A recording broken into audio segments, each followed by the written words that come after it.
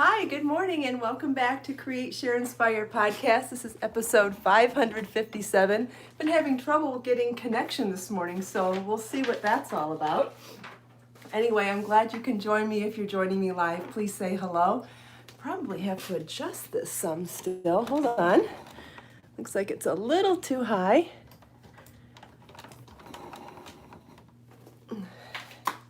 There, that's a little bit better. Let's see. If you are joining me live, please say hello. This is episode 557 of Create, Share, Inspire podcast. And today we're in my studio, going to be doing some demonstrations today and talking about some really fun and different ways to do color work. And I'll be working on a hat pattern while I do that. I'm going to show you how to do the hat pattern in a couple of different ways too.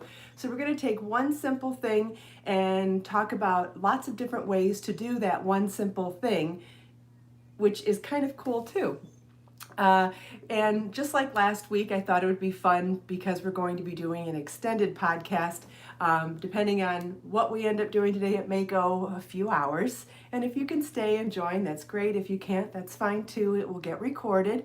But anytime you pop in or out or stay with me, you can ask me questions live because of this wonderful live stream deal that we have here on YouTube. I see lots of people saying good morning. So happy you guys could all be here. Really happy to see all of you. So we're celebrating today with a sale. So if you follow the link in the video description, I've reduced the price on all paperback books and ebooks. So you can get all of those at a discounted price today. The bag sale from last week ends today, so you could still take advantage of the $1.99 book sale as well. And also in the video description is a link to the free pattern for the knit hat that we're going to be talking about today, as well as the ad-free PDF, which is $1.99 for this hat pattern.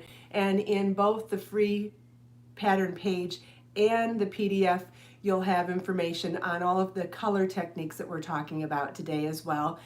And you also have a link to Be So Baby yarn, which is the yarn that we're using in this project, and it is on sale for $3.99 a ball today. So, having said all that, I will keep the reminder up here for a little while that there is a book sale today, and there is no coupon code required for any of the sales today. Everything is already reduced, so super simple, and our free shipping promotion is in effect as well. So if you spend $75 within the US, it is free shipping automatically at checkout, and if you spend $150 in your cart, or more for international orders, free shipping will apply at checkout as well.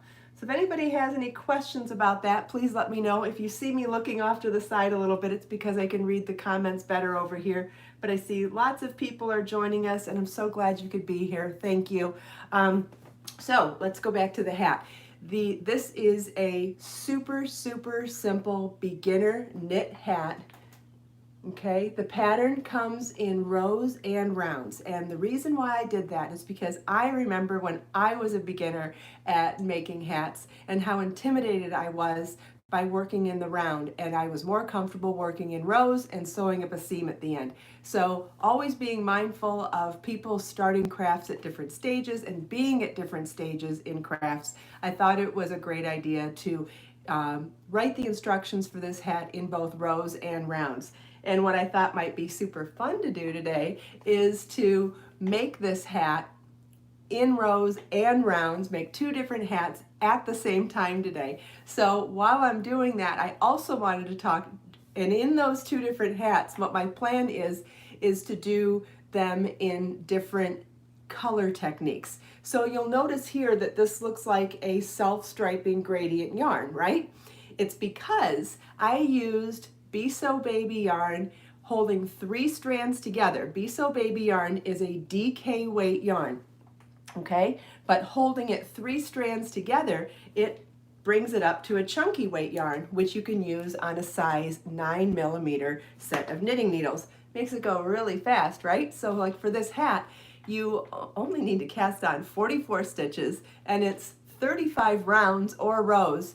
I made this hat in 2 hours the other day. How awesome is that? So a 2-hour ribbed knit beanie is just amazing. And because I went to 3 strands, it allows you 2 different amazing ways of working this yarn. One of them is that you can do a self-striping gradient version of it by changing one of the 3 strands as you go. And we'll talk about that a minute in more detail. And then the other way you can do this is to use only 1 ball of yarn, and with a technique called chain plying, you can create 3 strands as you go from 1 strand of yarn in this chain plying technique that's kind of like finger crocheting. So you finger crochet your yarn into 3 strands and then knit it into a 3-ply hat. So both techniques are amazing. So today we're going to do 1 hat in rows, 1 hat in rounds, and I'll let you guys help me choose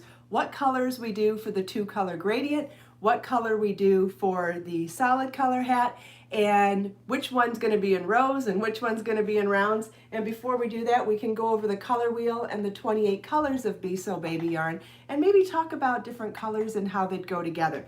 Like, for example, this hat I used platinum and black. Let's see, we're going to do color wheel first, or let's talk about actually how we do the gradient first. So I'm going to use my, we'll come back to the color wheel and the swatches, because I first want you to get an idea of what I'm talking about here. So let's say we're doing a hat. We'll call that our hat. And if you're doing 2 colors, you've got 2 colors in 3 strands each. So we've got color A and color B. Can you see that okay? Yeah, that looks okay. Can't see the last row, last swatch. All right, well, we'll pick that up when I bring it back up. So in order to change the color, starting with color A down here and working our way up to color B up here, what we're going to do is, and we're doing 3 strands, right, of yarn, okay, so the first section will be 3 strands of color A held together. Then in the next section, it would be 2 strands of color A and 1 strand of color B held together. Then the next section would be 1 strand of color A and 2 strands of color B held together. And then the last section, it would be 3 strands of color B held together. Now, once you decide that this is what you're going to do for the hat, so there's going to be 4 sections, so we can separate that out. Okay, and then how many rounds does the hat have, or rows? What did I say they had? 35, 36, 35, let's say it's 30, let's go down to 32 and say it's 8 rows or rounds. And then whatever ends up being at this crown portion up here will just be done in that last color. So 32 and then 3 extra rows or rounds, and that's fine. So there'll be a little extra up here. So what we do then, and I'll come back to the hat, it was 3 strands of A here, 2 strands of A, 1 strand of B, 1 strand of A, 2 strands of B, and 3 strands of B at the top. Does that make sense? Does anybody have any questions about that before I go further? I'll look down at the comments real quick. I want to make sure that that makes sense, because before we even do this as a hat, I want to talk about this as a scarf and a shawl and a blanket, and show you how you would keep going if you wanted to add more colors.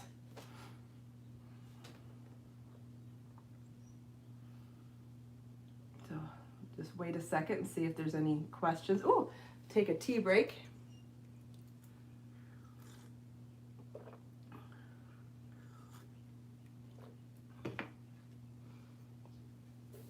So I was getting 2 stitches to the inch for this, which is a really, really quick way to be able to make a hat or a blanket or a scarf or anything else that you're going to want to do in a chunky weight. All right, I see people are excited to learn these techniques. Wonderful, glad to hear that.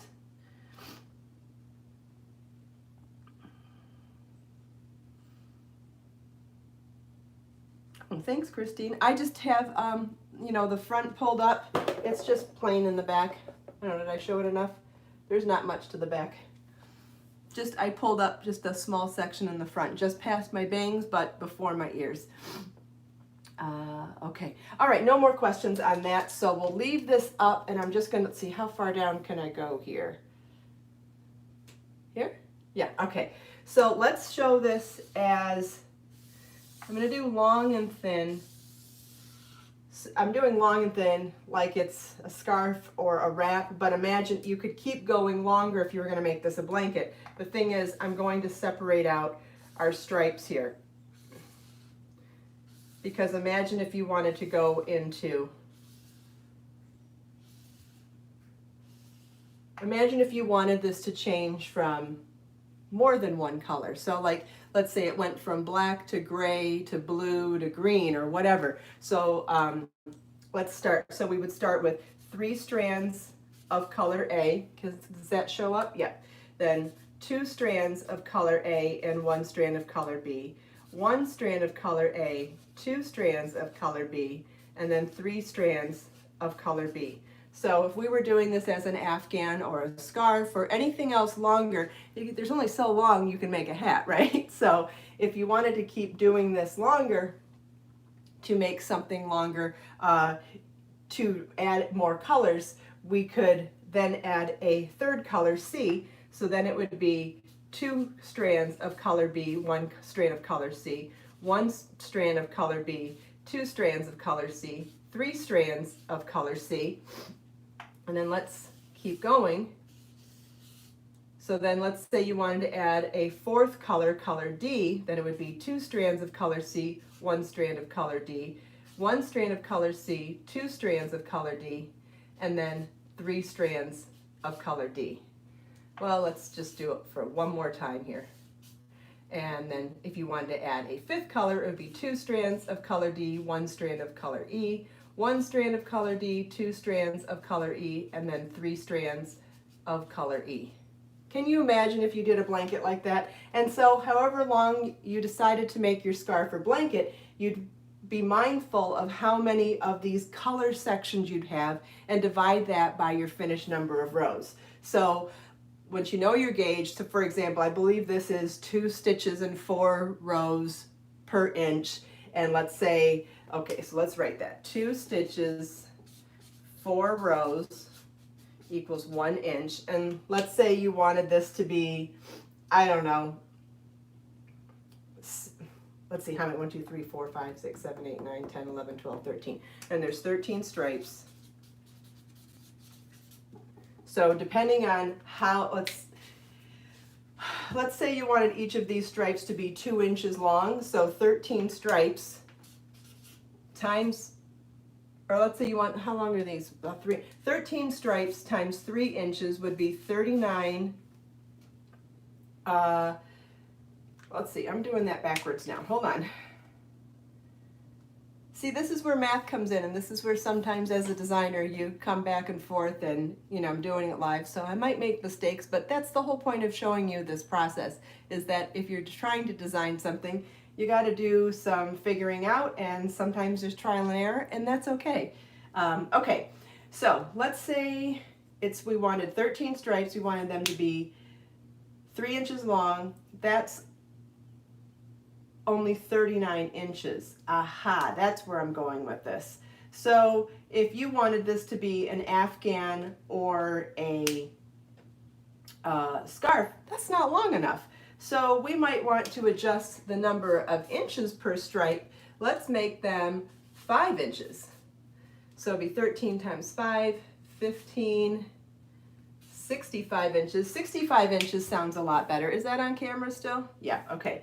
So 65 inches is a lot better then. So 65 inches times 4 rows to an inch is now 20, 26, 260 rows. And then we'll divide that by 13 again. 260 divided by 13. Do I have somewhere close? Let's try to write it on something else. 260 divided by 13. Ooh, that's a nice even number. That's 20 rows per color. So remember how I said we were doing 8 rows per color on the hat? So now if you were doing this I hope that's still showing. It's barely showing up. If I move it a little bit. Or move the, yeah, you can see the 20 now. Okay, so you'll see that if you were going to do this, if you wanted to, based on this gauge and based on doing, let me write 5 colors there too. 5 colors to 5 colors doing gradient color striping would create 13 stripes based on 2 stitches and 4 rows equals an inch.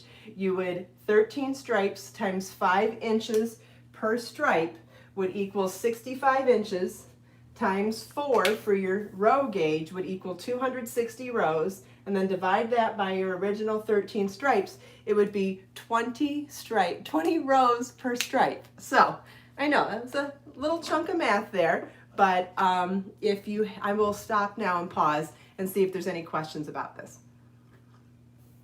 And if this doesn't interest you, that's why patterns are made. And if you want to just wait until a pattern comes out in something, that's fine too. But based on what I'm teaching you in the hat, you could apply all of this to a scarf, an afghan, or a shawl because of this too.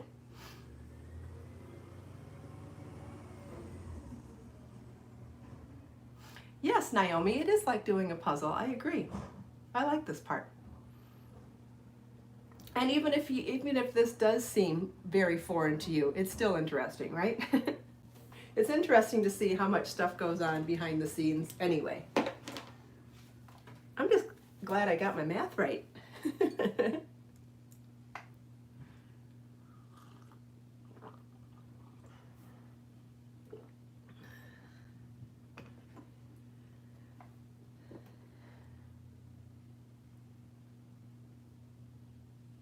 Okay, I'm just going to wait to see if there's any questions before I move on, because I know that was a good chunk of information.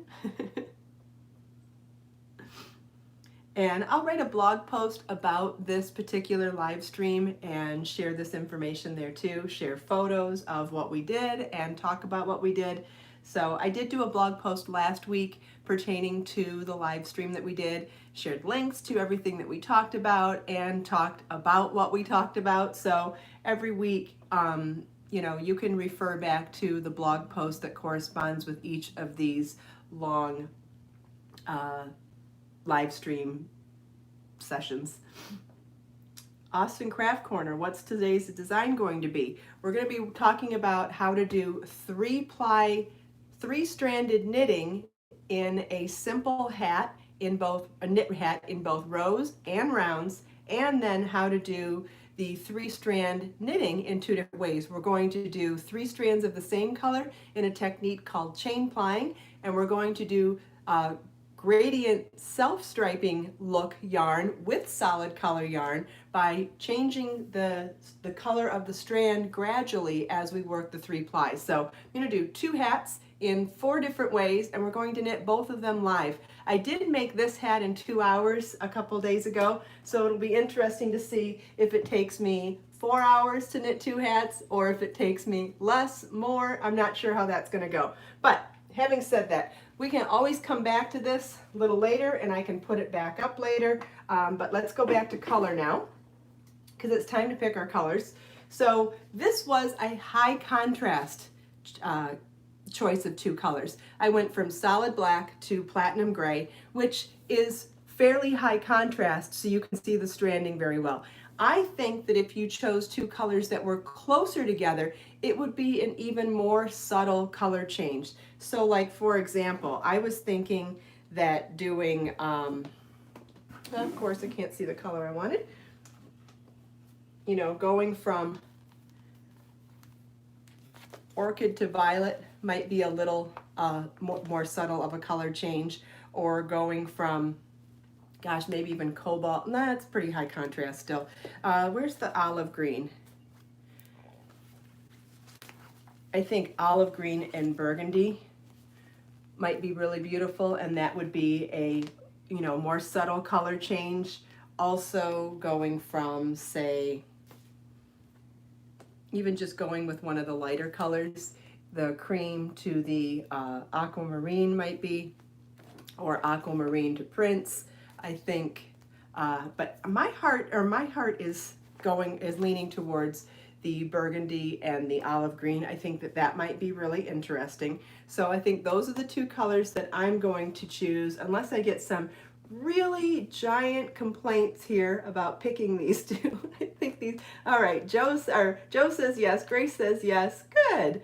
Val wants to know how to continue two colors when continue after 3 Bs. I talked about that a few minutes ago, and I'll put that back up on the wall, Val, but we're going to talk about color now, and when we're done with color, I'll put that page back up. All right, and so then we need to discuss what color we're going to do for the solid color hat. So we've already got this one. We could always do a solid black or a solid gray, or we could pick a solid color of any color. So who wants to pick a solid color? Oh, and I just wanted to point out that when we picked the olive and the burgundy, they are opposites on the color wheel. So let's go back to that olive for a minute, and let's talk about what could be, if we were going to do anything on the triad portion, we could go into a navy with the olive. That would be really beautiful too. Or you could go in with chartreuse to go into the gold or the blue. And then if you were going to do, you could also go into, let's see, what other color did I want to point out? Eggplant would be really beautiful. I thought I missed one color today. So eggplant would be really beautiful with this too. So if you wanted to go in with navy, eggplant, burgundy, chartreuse, any of those colors are kind of those opposite sections on the color wheel. And then if you wanted to stay more tonal, you could do it with the, what was that? Peacock teal, forest green. I mean, black would still be great. Brown would still be great. Either of the grays, so olive would still be beautiful with platinum or with silver lavender too. And also with the neutrals, so if you wanted to stick with ecru, that would be beautiful, or even with white. And you could even do pops of colors, so the diva would be pretty with olive still. I think peach might be too. That color always blows out when I go too close to the light. Yeah, so lots of, and there's cobalt. Yeah, and so we're gonna go back to burgundy. Oh, you know what? I've got to grab 3 balls each of these to do this, so I will be right back, and I'll grab the eggplant then too, so you can see that color next to olive.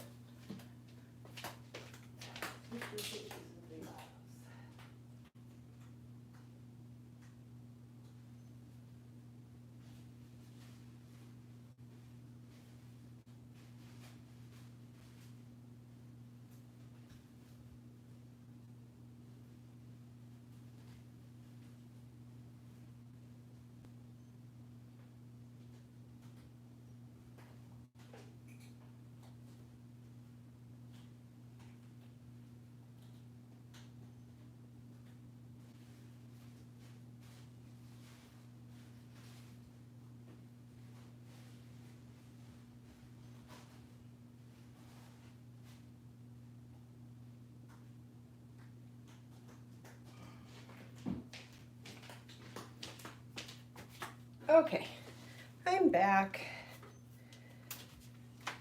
All right, so I've got 3 balls each of those, but I wanted to show you how beautiful eggplant looks with the olive too. So eggplant, so let's look at all of those different shades of the darker colors. You can see how different but beautiful they all look with the olive. So we've got the burgundy, the navy, and the eggplant. Yeah, all really pretty together. I like the eggplant better. So, all right, maybe we'll do that instead, maybe. Which means I'll have to go grab 2 more balls. Well, anyway, we got to think of a solid color for the other hat. So anybody have any requests for a solid color for the one that we're going to do in the chain plying? Yeah, eggplant to cobalt would be pretty too. All right, so I'm gonna have to go get 3 balls of this, but then why don't you guys sit and talk about solid colors then, the solid color hat, And I will go replace 2 of these with 2 more eggplant.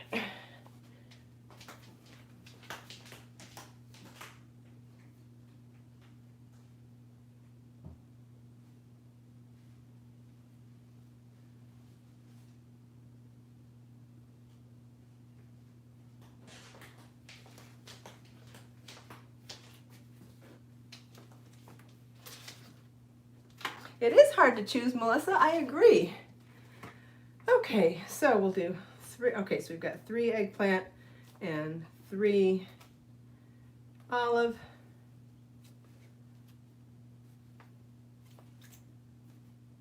Okay, and then we still need to figure out a solid color. Okay, so what are the thoughts on the solid color? Periwinkle, yeah, that is a good color. I love periwinkle too. That might be my first choice too. Please tell me there's a periwinkle here. Is that the, I have 28 colors. I counted 28 balls this morning. So like, cool, I have everything here. And turns out the 2 colors I want aren't here.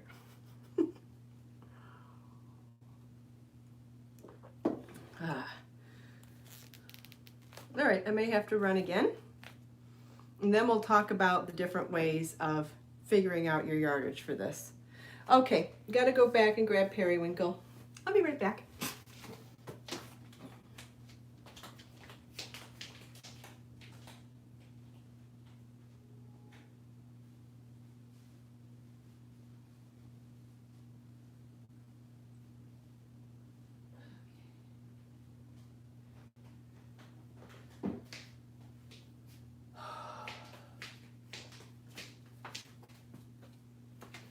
Here's another suggestion for a subtle color change too.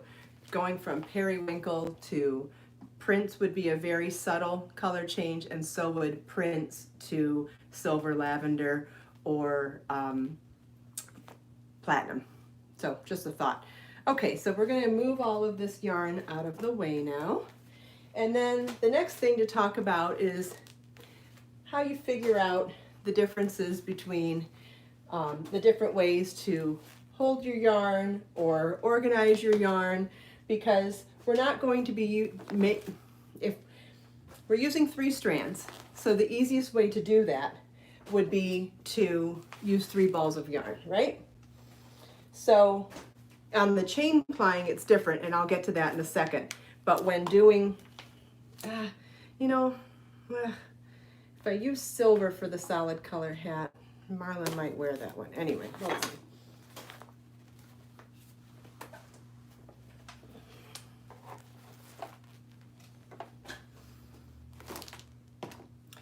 Black to Diva would be a fun color combination too.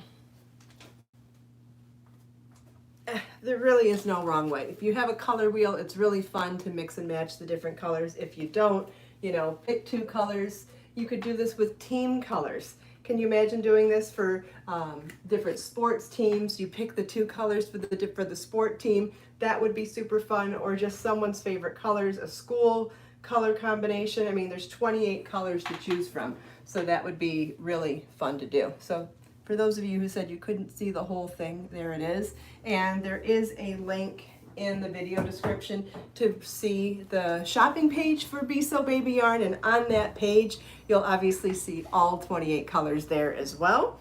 So that works. Okay, so in regard, let's see, you're not going to see my desk from there. I'm going to have to scoot this back so you can see the desk, and maybe even bring it down a little bit. Not that one, this one. Yeah, you have to see the top of my head for a second. Oh well. Okay. Am I in there still? Yeah, I'm still there. Okay, but at least you can see my desk now. Okay. All right, so when making the 1 color hat, yeah, is that good? Yeah. When making the hat in one color, we're only going to need 2 balls of yarn. But when making the 2 color hat, I'm suggesting 3 balls each of the 2 different colors, because we're doing 3 strands. Now, could you figure this out and with a postage scale, figure out how to separate each of these into 3 strands of 3 different sections of the color? Yes, you could. So you could do this in 2 balls each of the 2 colors, but it gets a little more complicated in figuring out how much of each color you need in the different sections. So the amount of A you need in the first section is smaller than the amount of A you need in the second section, which is, or no, there's more of color A in this one, less in this one, less in this one, and none of color A in this one. So it's not like you would take these and divide it into 3 to make 3 equal size balls of the 3 strands. So it gets a little complicated. Could you figure it out? Of course you could, but to just be nice and easy, I'm suggesting that to hold the 3 strands together, it is easier to do it in 3 balls of each of the 2 colors. And the bonus of that is that then you have enough yarn to make 4 hats. So you could make 1 hat going from color A to color B. You could do 1 hat from color B to color A. You could do 1 hat in all of color A and 1 hat in all of color B if you wanted variety, or you could make 4 of the same exact hat. So either way, even though it's a little extra yarn, it's a lot easier to do it that way. And then once you've done it that way, it's you have enough yarn to do several other hats as well. So that's why I'm going to use 6 balls to make the 2 color hat. Now, when doing the chain plying for 3 strands, you're only using 1 ball at a time, and so it's very easy to then only use the 2 balls that you need to make the hat. This will only make 1 hat though, so if you wanted to make extra hats, you would need to buy more yarn for that. So I know that that's a little complicated, so I'm going to pause for a second here and see if there are any questions about that. And then I'll get started on showing you how we're going to do the stranding and how we're going to do the chain plying.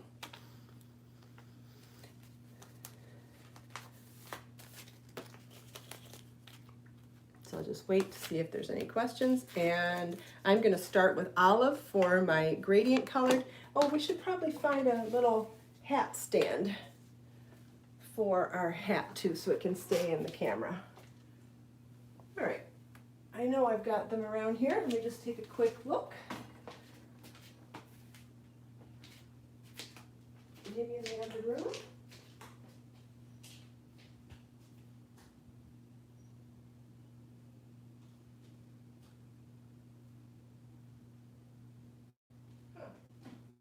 That's weird. I could have sworn I put one in here yesterday so that we'd be ready for this.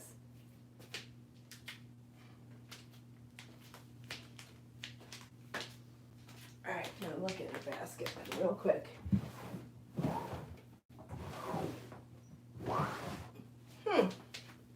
That's weird. I did have a hat stand out here.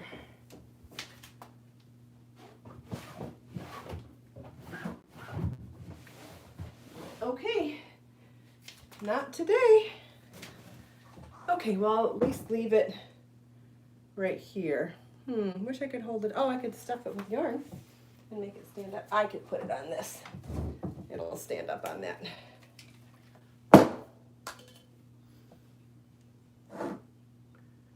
There. Not exactly what I wanted, but at least it'll stay up there. Okay, so does anybody have any other questions about how we're going to do, how we're figuring out the yardage for the different projects? If not, we will get started. So going back to anybody joining me who hasn't been joining me all along, we're going to be making 2 of this easy, chunky, basic knit hat. One we're going to do in 2 colors and the other one we're going to do in 1 color. And what's unusual about it is that we are doing 3 strands of Be So Baby yarn held together. So 3 strands of DK weight number 3 yarn held together in 2 different techniques to create a chunky weight hat that we can knit on size 9mm knitting needles.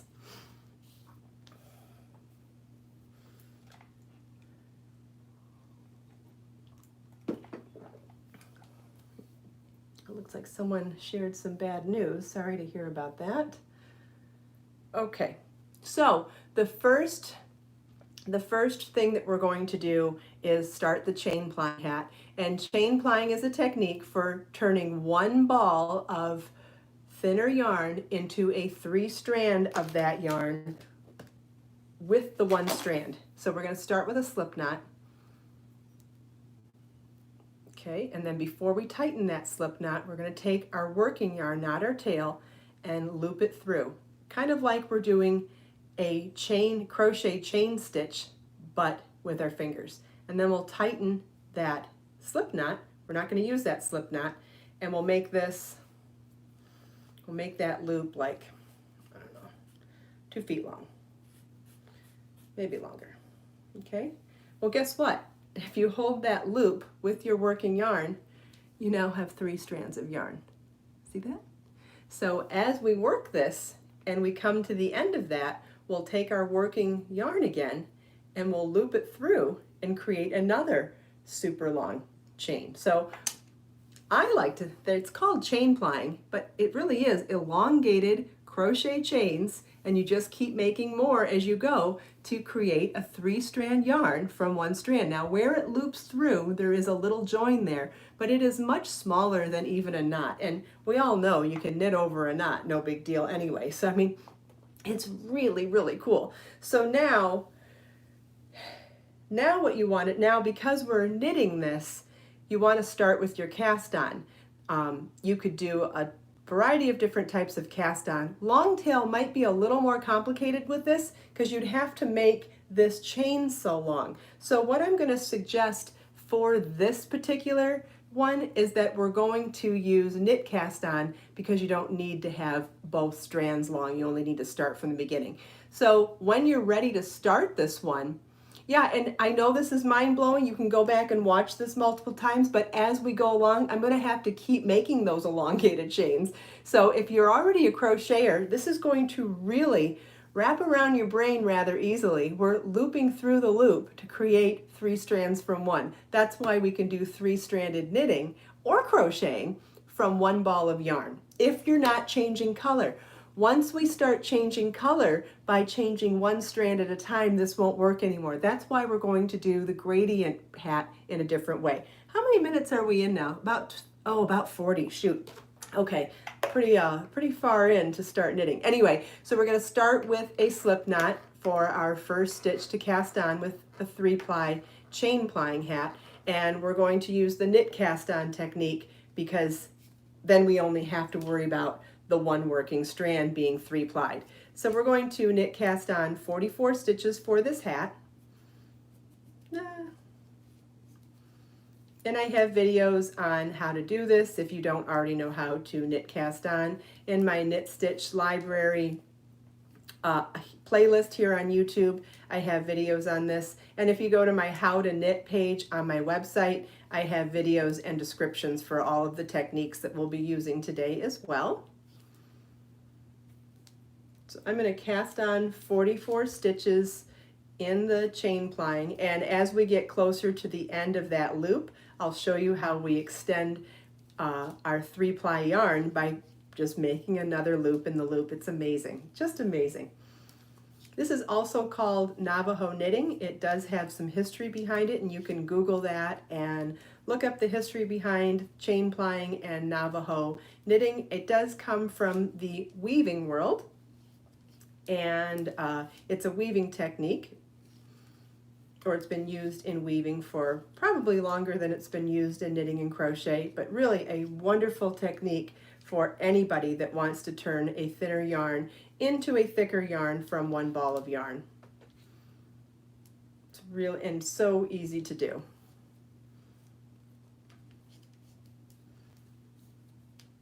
Oh, we're almost to the end of our 3 strands, so I am going to then show you how we add the next bit. Okay, so let's see how many stitches do we have. 1, 2, 3, 4, 5, 6, 7, 8, 9, 10, 11, 12, 13, 14, 15, 16, 17, 18, 19, 20. All right, we have 20. So now we come to the end of our loop here. No big deal. Imagine if you were crocheting with your fingers. And even if you don't know how to crochet, so what? We're going to take this loop. I just want to untwist it first. And we're going to pull a loop through the loop. And I like to work in 2.5 foot lengths. And there we go. We've got another section of 3-ply yarn. What did I say? Was that 20 stitches? Okay. And so I'm working over that little join, and it's not even as big as a knot. It's no big deal at all. 23, 24, 25. Once I'm done counting, I'll be able to talk a lot more too. And then throughout this hat, as we knit this hat, you're going to see me every 2 feet or so create another elongated chain loop in my working yarn to turn this 1-ply DK weight yarn into a 3-ply chunky weight yarn. There we go. We're at the end of our loop again, so we will pull our loop through our loop. Now, could you do this with 3 balls of yarn too? Absolutely. You could absolutely do that. And we will be doing that with the other hat because we're going to be changing color 1 strand at a time. It's really necessary to do it in this hat. But in this hat, you have choices. You can either use 3 balls of yarn and pull 1 strand from each ball. Oh, I've lost count.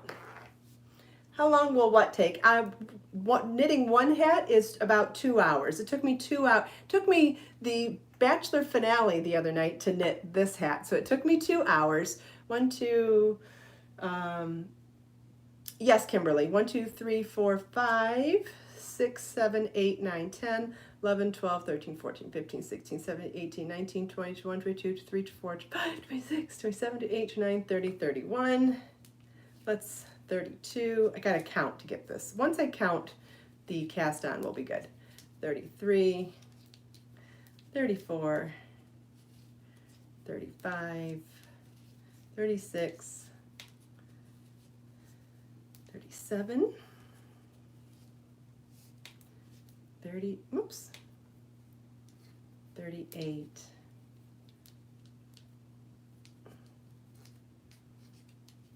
39, 40,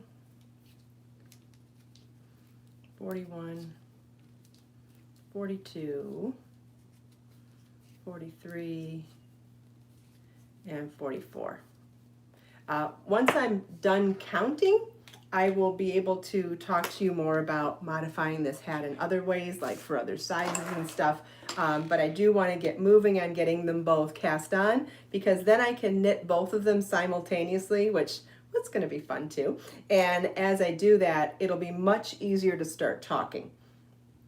So let me just get started. So on the second hat, I'm going to hold 3 plies together from 3 separate balls of the same color, and then as we change color, I will be cutting 1 strand and adding 1 of the second color based on what we talked about here. So we'll start with a slip knot, and on this one I'm going to use a longer set of knitting needles simply because I'm just working in rows. I used a smaller one here because I'm going to be working this hat in rounds. So again, if you're just joining, oh, I can do this one long tail cast on too. So we'll pull this up. And if you can just bear with me a second, I'm going to count this out really quickly. So I'm not going to talk so I can get it done efficiently. 2, 3, 4, 5, 6, 7, 8, 9, 10, 11, 12, 13, 14, 15, 16, 17, 18, 19, 20, 21, 22, 23, 24, 25, 26, 27, 28, 29, 30, 31, 32, 33, 34, 35, 36, 37, 38, 39, 40, 41, 42, 43, and 44.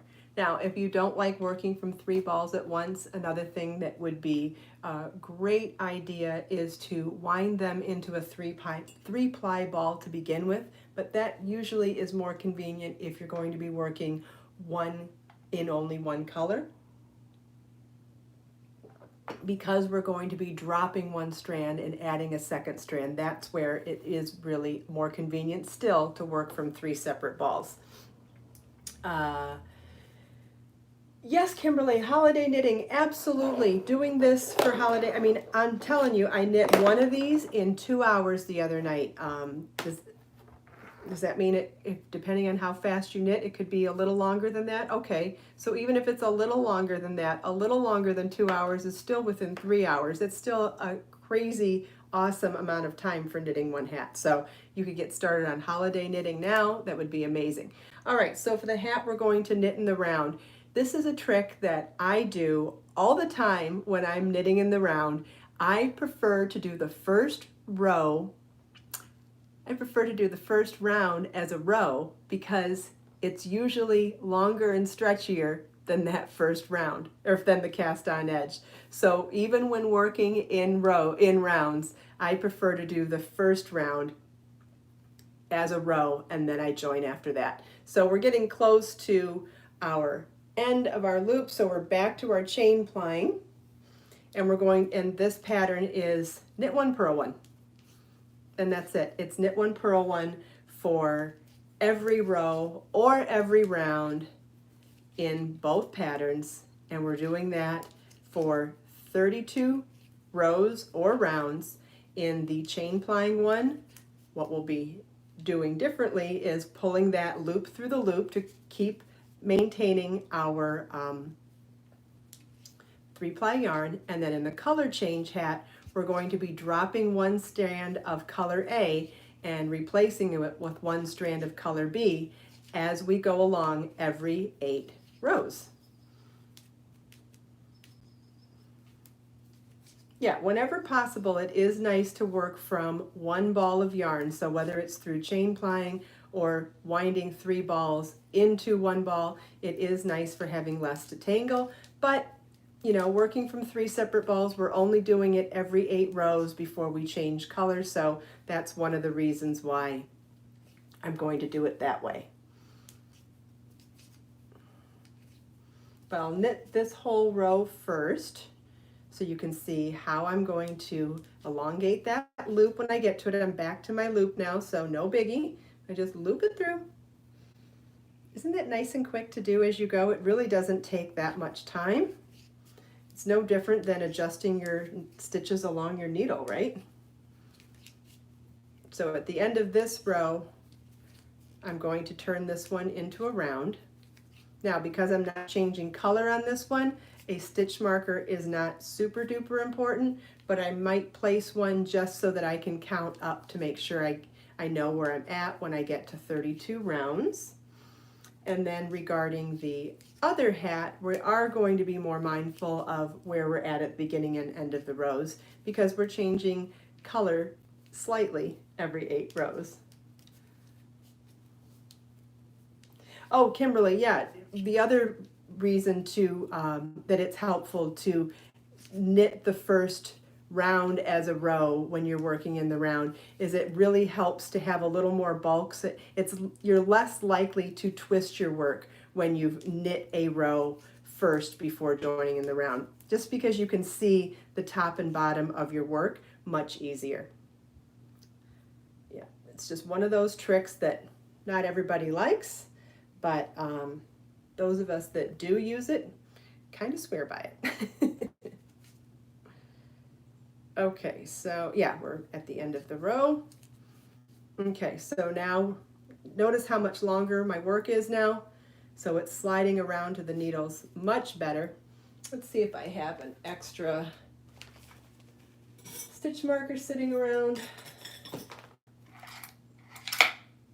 I probably do, but oh, there it is. Yay, woohoo! Okay, so I'm not going to put it right on my needles because I really don't need to know where I am round-wise on this one. I just want to remember where the beginning and end is so that when I do start doing my shaping at the very end, I can count down 32 rounds and also know where the beginning of the round is. So for that reason, I'm just using a split ring stitch marker and just marking where that beginning and end is. Okay, so now when joining in the round, there's a couple of other techniques that people like to do to make that join nice and tight. You can knit the first and last stitch together, but then that decreases a stitch. So if you wanted to add an extra stitch at this point, you could, and then, or you could take that last stitch and with the first stitch, knit into the front and back of both of them together. I don't have a problem with joins at the beginning and end of the round. And the reason that is because I just happen to intentionally knit my stitches at that join intentionally tight at the beginning and end of the first couple of rounds. And by just being really mindful of really cinching hard right there on those two stitches, it usually joins it up really nicely, and I'm fine for the rest of my rounds. But however you feel comfortable doing that, by all means, use whatever technique works for you. Yes, Kimberly, if you're doing something large like a big cowl or a sweater, knitting that first row before moving into the round can be a lifesaver because it's not always obvious that you've twisted your work until you're several rounds in. And if you've twisted your work when you're working in the round and you didn't intentionally want to Mobius, you absolutely have to start all over. And that is a very disappointing mistake to make. I agree. Yeah. Okay, I'm going to knit a whole round on this one before I start the next one, just because I want to show you how I tighten my stitches when I'm at that join in between the round. For those of you just joining, there are links in the video description for where to find this pattern. It is a free pattern page that you can view on my website. It is an ad-free PDF download that is $1.99, and there's also a link for where to buy Be So Baby yarn on my website, on sale for $3.99 a ball. And in this live stream today, I'm going to show you how to knit this same simple hat in two different ways, rows and rounds, and in two different three-ply techniques. We're doing Navajo knitting or chain plying to create 3 strands from one on the hat that's knit in the round in one color, and then in the hat that I'm going to knit in rows and then do a seam at the end, we're doing 3-strand, 2-color self-striping gradient where you're creating the gradient color as you go by changing the sequence of the 3 strands, which is great because if you like self-striping yarn but you would like to make your own colors, it's a great way to make your own colors in gradient yarn. Be amazing for afghans or scarves or shawls or even a basic ribbed beanie like this. This particular hat I had to pry out of Marlon's hands to do the live this morning. It is his absolute favorite hat I've ever made him, which says a lot to me because I have a feeling that that means he likes the texture of a knit hat over a crochet hat. And I think he likes the texture of a ribbed hat over a stockinette hat. So this is really great information for me going forward, that if I make him hats like this, he will wear them. He's worn it in TikTok videos he's been making this week. He's had friends ask me to make them hats. Okay, we're where we joined into the round. So I just wanted to show you on that last stitch, I'm going to pull my yarn real tight. I'm going to pull it tight for the first stitch. And then as I go to do the second stitch of the round, I'm going to pull it tight too. And guess what? My join is nice and smooth, nice and tight. And as I keep going now, you won't see a jog between where I joined in the round. So if you already have a technique that you love for that, please keep using it. If you would like to try my technique, this has been working for me for years and years and years. Melissa is sharing some of the links of what I've been talking about. So if you don't feel like going to the video description, you can check them out right in the live chat. Thanks, Melissa. Okay, so we'll set this one down now and we're going to get started on our other hat.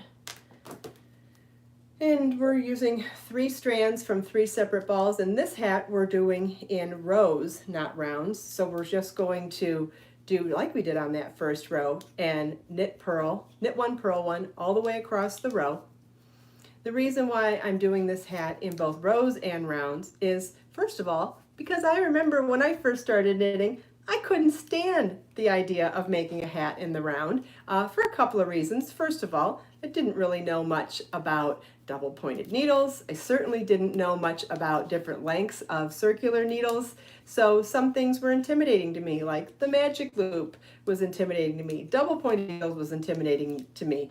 Switching back and forth from circular needles to double points to do the crown was intimidating to me. And at that point I was just like, I'd rather just knit it in rows and sew up the seam. That's much less stressful for me. So as I've become a seasoned knitter and a professional knitter, it has just I've never forgotten about what it was like to be an intimidated beginner. And, you know, gaining confidence by having success at something, whether it's working in rows or rounds, is important for building your confidence to become a better knitter. So when I wrote this pattern, I thought it was important to write it in rows and rounds because in my head, I thought someone could start with the one in rows, gain confidence from doing that and saying, hey, I know how to do the hat now. So the only variable that's different is learning how to do it in rounds from rows. So I felt like it was a situation where you could make one in both ways and kind of, you know, graduate up to the working in rounds if you're not comfortable with that. If you are comfortable working in rounds, obviously you would just start there. I mean, it would be my choice now with my level of knitting skill, but that doesn't mean that everybody starts in the same place. So I think it's important to allow people to start a project where they feel comfortable, you know, when it's possible.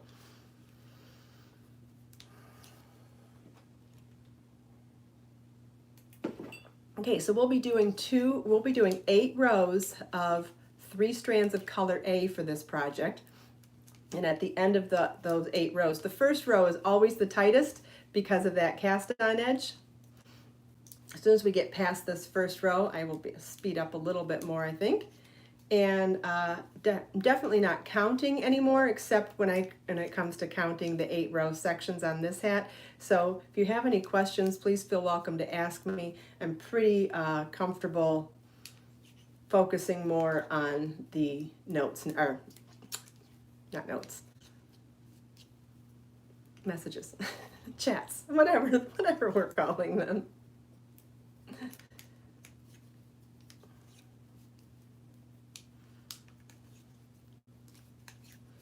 Oh, for those of you joining me just now too, I am having a book sale today. The bag sale from last week, it ends today, so you can still get bags and bag accessories on sale for $1.99 today.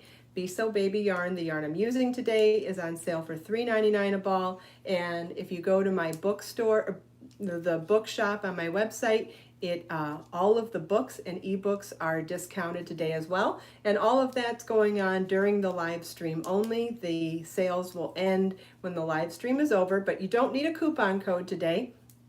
All of the discounts have already been taken.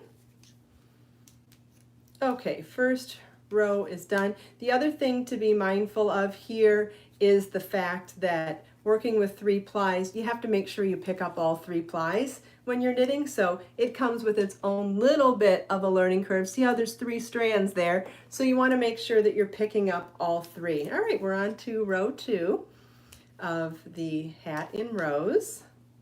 Does anybody remember what time we started actually knitting?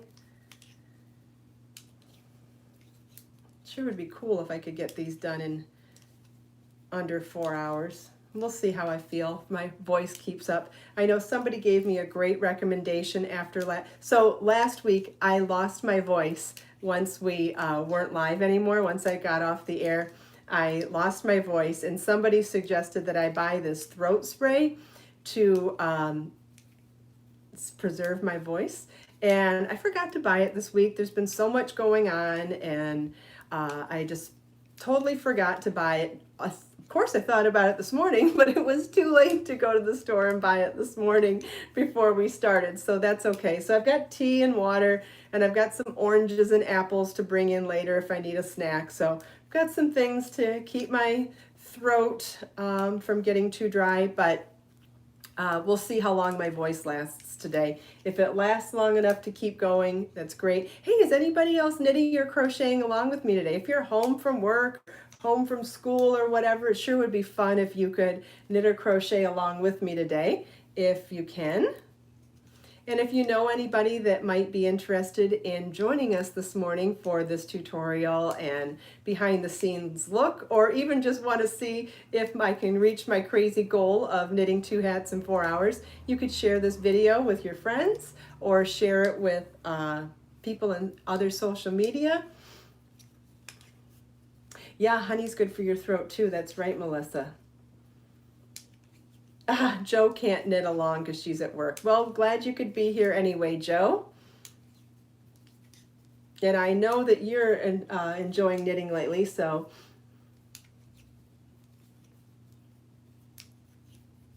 Kimberly, oh, Kimberly, yeah, Kimberly, I'm knitting them both at the same time.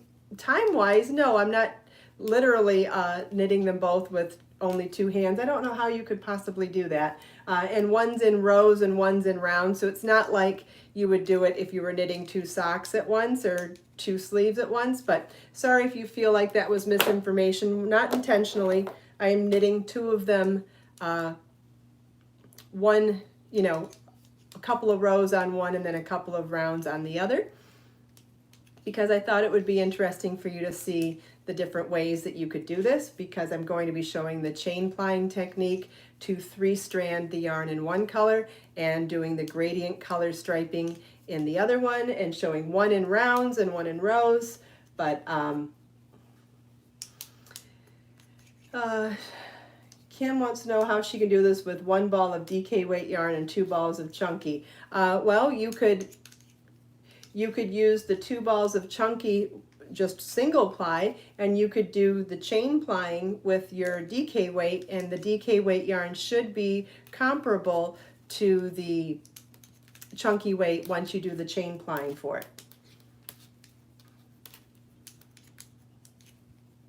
Judy's saying 8 minutes and 42 seconds. What is that number referring to, Judy? I don't know.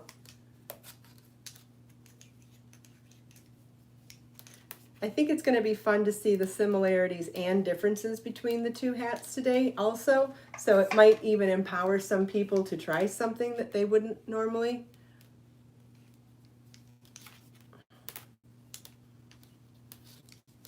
Oh, maybe Judy's trying to tell me that at 42 minutes is when 42 minutes into the broadcast is when I started knitting the hats. Okay, yeah, we had a lot to talk about too. So I mean, between picking colors and showing the gradient, there really was a lot of information there too. So we'll see what ends up happening. Thank you, Judy. Yeah, that was information that I needed to know. Thank you.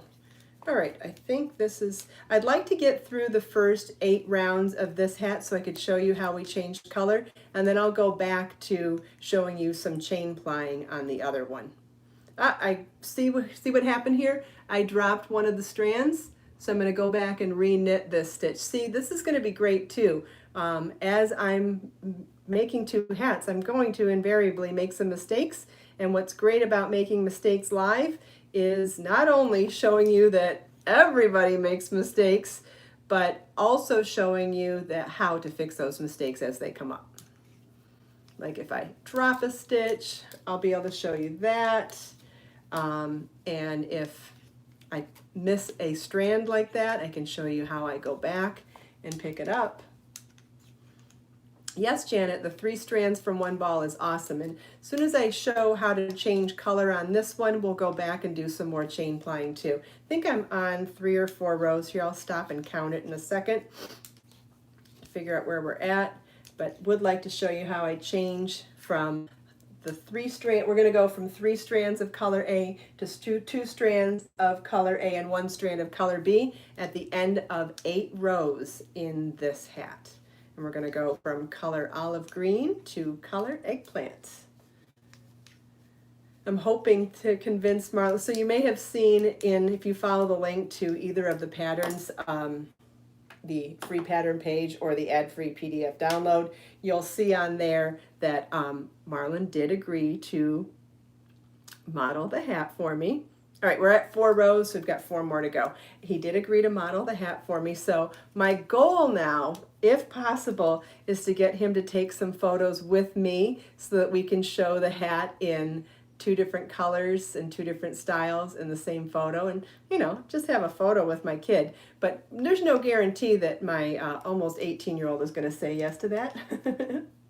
Shelly, no, I don't sell the color wheel on my website, but you can find it on Amazon, and if you want to find the exact one that I use, I do have it listed in my Amazon shop, which is amazon.com/shop/Kristin Omdahl. And you can find a link to that in the video description below, to the Amazon shop. That's where I find mine. I know they sell them in other places too, but sometimes people like my exact same one. Thanks, Judy. I started knitting at 42 minutes past the first hour. Yeah, 42 minutes into the live stream, and we're at 66 minutes now. So I'm roughly, 20 minutes into both hats.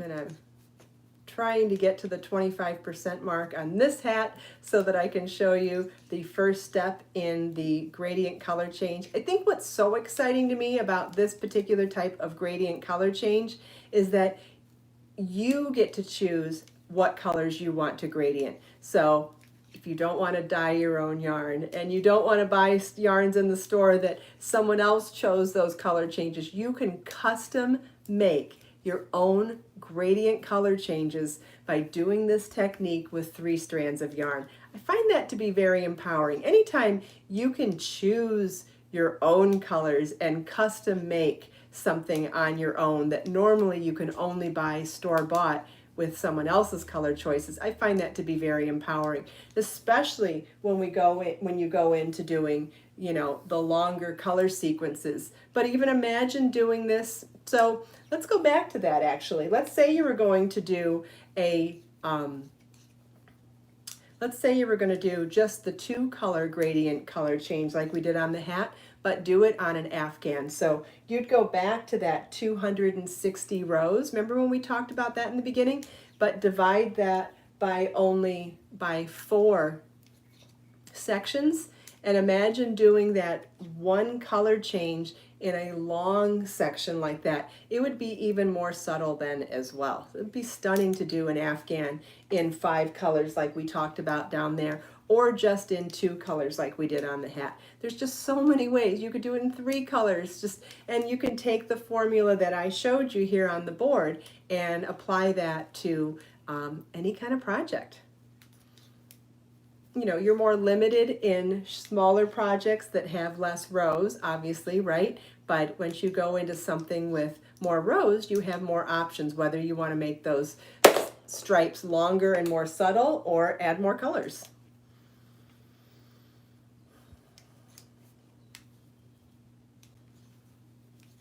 The other thing to point out here for those of you that may be wanting to design something on your own or want to modify this pattern for other sizes is the fact that when you do knit 1, purl 1, and you do it over an even number of stitches, it's knit 1, purl 1 on both the right side rows and the wrong side rows, just like it is when you knit in the round.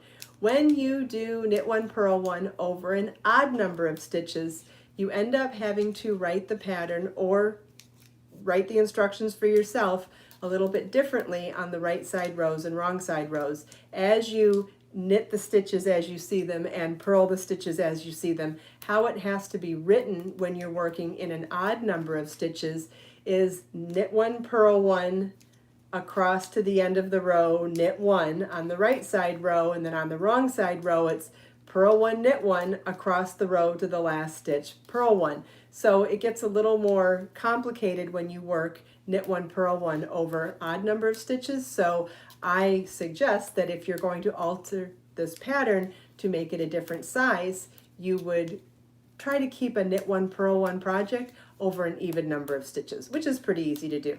This is a 2 stitch per inch gauge. So I did a cast on of 44 stitches. So that gives me approximately a 22-inch circumference hat. If you wanted a different size hat, you would take however many inches you wanted your circumference to be, and you would multiply that by 2 to get your cast on stitches. And I have a great chart that tells you the different sizes that you need for different the different circumferences and heights that you need for different size hats. I will try to find that and place it in the blog post that I'm going to make about today's live stream, and I'll also post it on the pattern pages as well, just in case you want to make this for a baby, a child, a teenager, a different size women or men. 22 inches is a generous size women's hat, and it'll work for a woman or a man most of the time. And because it's knit one, purl one, it is very stretchy, so it does give you some wiggle room. So it ends up being a pretty unisex size for men or women. 1, 2, 3, 4, 5, we're at 6. Okay, 2 more to go. Dorothy's working on a hat today, cool. Does anybody have any questions about modifying the size? Because I know that's something that can be kind of challenging at times too.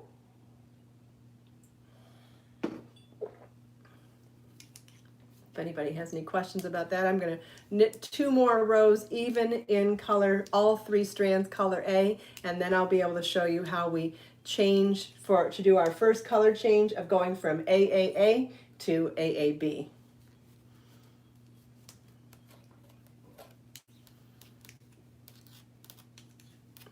Working on 9mm needles, it sure does go quickly, right?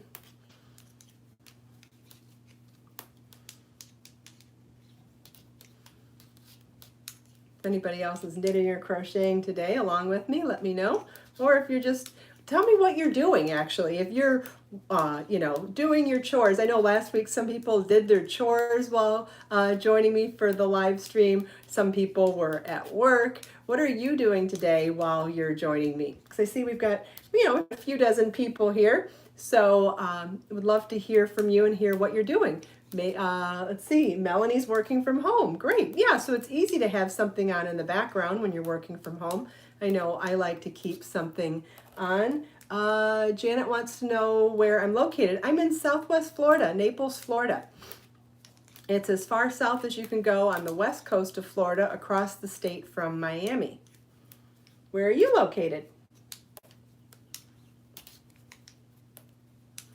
That's why I'm able to do the podcast from the beach a couple days a week, and sometimes even do sunset videos, crafting sunset videos. I live pretty close to the beach at the Gulf of Mexico. Melissa's eating breakfast. Great. Oh, Janet's daughter lives in Naples. Oh, that's cool. What a small world. Is she a crafter too? Kimberly's getting ready to run errands. Yeah, if you have questions about sizing, let me know, Kimberly, because we can do the math. This is pretty easy math since the gauge is 2 stitches to the inch. So if anybody has any questions about how to adjust the cast on for different sizes, let me know, and I can show you how incredibly simple it is to alter that cast on edge. All right, we're on the last row of our first color. Janet's in Pennsylvania. Cool. And your daughter manages a store here in Naples. I'm not familiar with that boutique, but sounds cool. Thanks for sharing.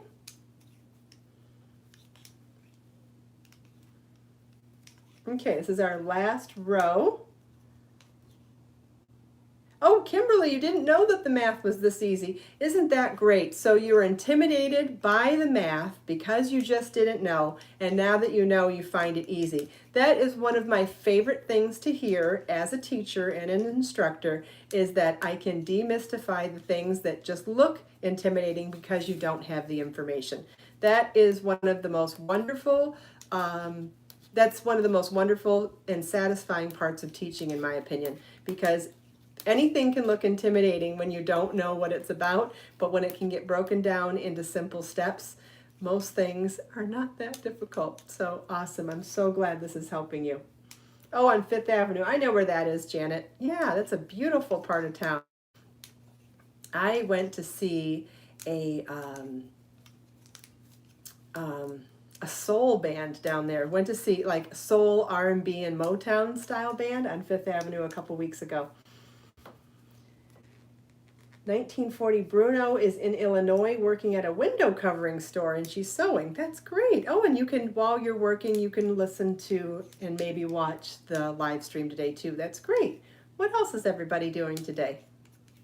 Got some people working, some people knitting along with me, some people eating breakfast. And depending on what part of the world you're in, you could be doing any number of things, right? Some people it's morning like me, some people it's daytime or evening. It is easy, Kimberly. So yeah, if anybody has any questions about converting this to other sizes, please let me know. Let me know what size you want to make it in, and we can do the math really quickly here. Christine, what is the pink? None of the patterns behind me are available right now. They are all coming later this spring, so I don't have any information on them. They are sneak peeks. Janet put me on her, okay, what did I do here? Okay, I looped my yarn crazy on this one, so I dropped a stitch and looped it around, so I have to unravel back now. And oh, and when I unraveled back, I unraveled my stitch too. So now I have to go back. Whoa, this one's a mess. Oh, not too bad, not too, oh, it's because I was going back and forth from knit and purl. Okay, so I unraveled back to purl my next stitch. Okay, we finished our first section of all solid A. So let's go back here. We did our first section of 3 strands of color A. So now we want to do 2 strands of color A and 1 strand of color B, which is our first colors change right here. So I'm going to cut one of the strands, it doesn't matter which one, and I'm going to replace it with my first change into color B. So we're using Be So Baby yarn in colorway Olive and in colorway Eggplant. So colorway Eggplant is color B and Olive is color A. So we went from 3 strands of A or 3 strands of Olive, and now we're going to do 2 strands of A and 1 strand of B, which is 2 strands of Olive and 1 strand of Eggplant. And wait till you see how easy this is. I'm just going to tie those 2 strands together close to the edge here. I want to try to get it as close to the edge of my work as possible because I want that very first stitch now. And we're going to weave in those loose ends later. We'll do that as we sew up our side seam, but I want my first stitch at the beginning of that row to be 3 strands. Where did we go? We've got a tail in here. Oh yeah, get the tail out. We've got 2 strands of A and 1 strand of B.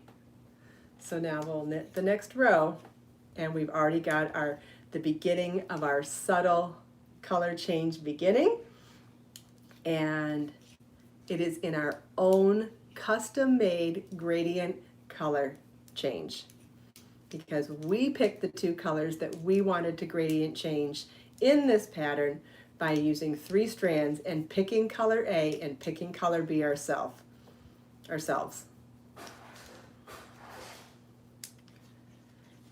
Oh, thanks, Fazenzo. Glad you could be here. Hi, Holy Hummer. Kimberly's coming back soon. Cool. We'll be here.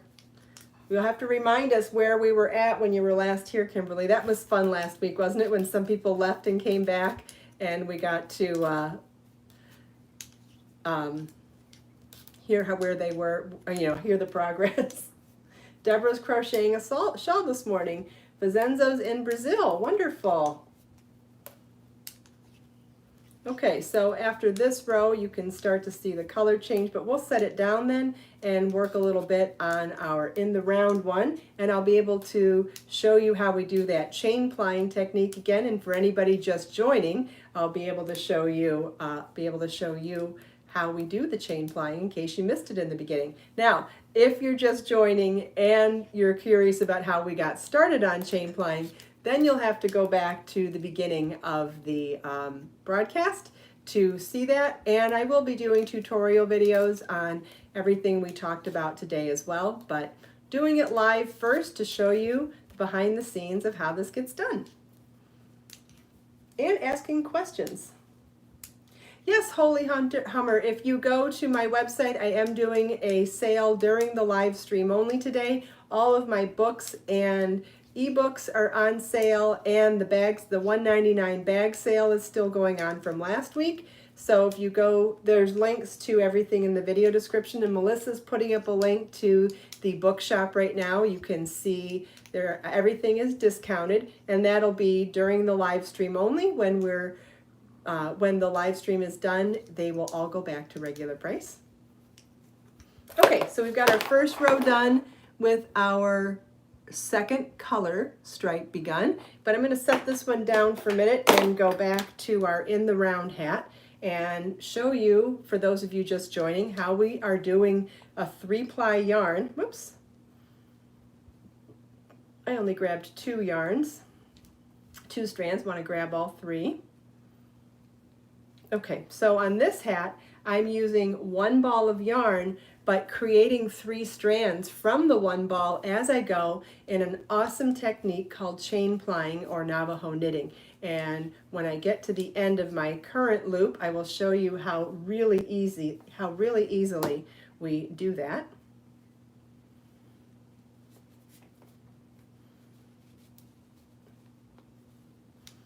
Just gives you a whole different world of options in thinner weight yarn, right? You can take any thinner yarn, and by tripling it with a chain plying technique, you can turn any ball of thin yarn into something thicker. We're turning DK weight yarn into chunky weight yarn today, and working DK weight yarn tripled on 9mm knitting needles. Okay, so we're down to the end of our loop here. So we're going to take our working yarn, pull it through that loop, and make another elongated chain. Hence the name chain plying. We're making elongated chains with our fingers to create a 3-strand yarn from 1 ball of yarn to be able to knit DK weight yarn chunky. Isn't that amazing? And isn't it easier than you would have even guessed too? I mean, it's mind-blowingly easy. Does anybody have any questions? I'll be able to demonstrate it again because, 2 feet doesn't go that long when you're knitting. So we'll be repeating that step all throughout this particular pattern. And I'll try to catch up to the other one. We'll try to get to 9 rounds, and then we'll go back to the other hat again and work our way up to the next color change on that hat. Yeah, so we're doing 2 different techniques. We're doing 4 different techniques on the same knit hat pattern today. We are doing the same hat in the round and in rows. We're doing tripling the yarn in chain plying on the solid color hat, and we're doing custom gradient color change on the other hat. So 2 color techniques, 2 color techniques, 2 knitting techniques, and ultimately we're going to get the same bulky knit ribbed hat. The other day it took me 2 hours to knit one of them, so be interesting to see if I can do 2 of them doing the 2 techniques at the same time in less than 4 hours. So that's my question and goal for myself today, and we'll see how long it makes sense or is interesting to do that. Be really great if I could finish both hats on air today, but we'll see. And I'm here to answer any questions as I go.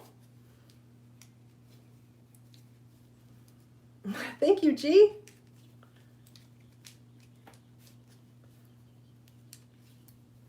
Elizabeth just bought some Be So Baby and Burgundy to make the Rendezvous shawl. Wonderful. Now, here's a thought. If you wanted to make the pattern Rendezvous shawl but turn it into a chunky weight afghan, you could do this chain plying technique and do that as well. Just a thought, but it's such a beautiful shawl. You could definitely just make it as a shawl too. Do I have it in here? I thought I did. Oh yeah, I do.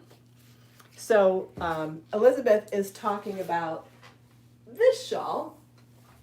This shawl is a newer pattern. You can find the video on my YouTube channel, and you can find the pattern on my website. This is the Rendezvous Knit Lace Shawl. Super easy to make. If you're intimidated by it, watch the video first. It's so easy to make though. The pattern is very easy to memorize and repeat, and we put some chain fringe on the edge of it that just gives it a little bit of weight and a little bit of movement. So pretty. And that's 4 balls of Be So Baby yarn in colorway burgundy. I knit that shawl while I was traveling to and from Cleveland a couple weeks ago to tape the next season of Knit and Crochet Now. We were taping season 11, and it will come out this summer. And when it's closer to coming out, I'll be able to share more information with you. I will have some photos soon from behind the scenes, and I'll try to share those in a little video of my trip. Janet wants to know, with the chain plying technique, you're at the end of the skein, how do you join another skein if you need to? You just tie it on, because ultimately we're still only pulling 1 ply from the ball. So you're going to do that. You're going to tie the next ball to that, no problem.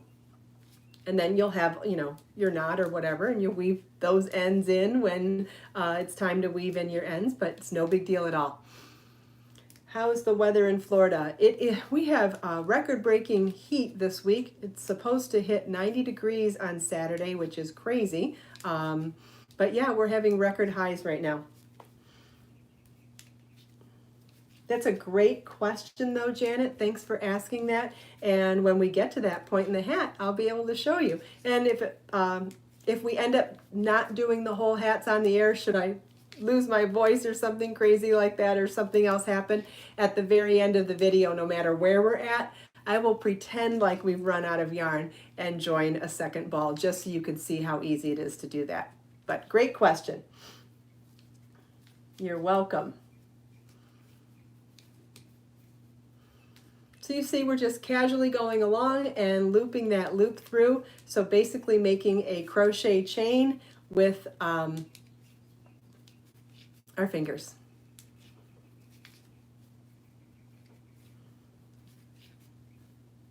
Yeah, I don't sell wholesale, Christine. My yarn's only available on my website. Thanks, Holy Hummer. Yeah, this is a cardigan. I think my whole outfit is from eBay, actually. This is my favorite vintage White House Black Market cardigan. I've bought them on and off over the years on eBay, and they don't sell this particular style anymore, but I gotta show you what my favorite part of these cardigans is, because it snaps. The buttons are snaps, and it's got a nice stretch to it. It has 3/4 inch sleeves. I've bought it in black and bright colors and neutral colors many times over the years, and most of the time they come with these snaps, and I don't know, I love this cardigan, and I usually wait till I find one on eBay for around $10 and I pick it up. This is size large, but when you know what you love, doesn't matter if it's new or vintage, you buy it. Okay, so I just pulled another loop through so we can keep on going with the 3 strands together. Yeah, the burgundy is so pretty, Elizabeth. I have a color of lipstick that matches Be So Baby and Burgundy, and that's why I chose that color to make the shawl, because I thought if I wore it over a black dress and wore it to go out in the evening, I could wear my favorite lipstick with it. It'd be so pretty.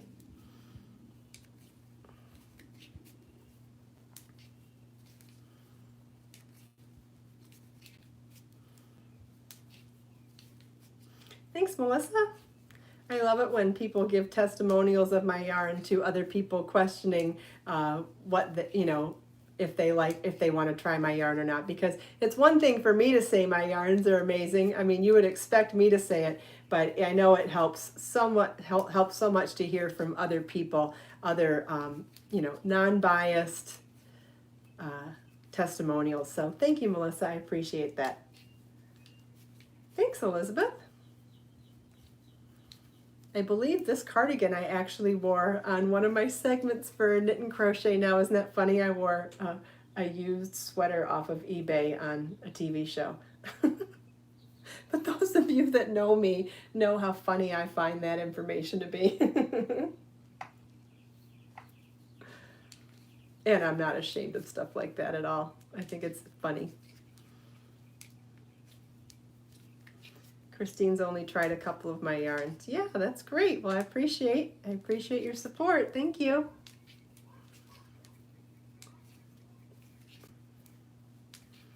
All right, we are definitely making some progress on both of the hats. I just wanted to get up to round 9 on this one and get to show you some more of that, how we're just casually pulling the loop through the loop when we get close to the end of the loop for chain plying, and then I'll get back to our color change on the other hat that's worked in rows, because then you'll start to see that second color stripe growing, and then we get to the end of that 8 row section. We'll then change color again and go from AAB to ABB.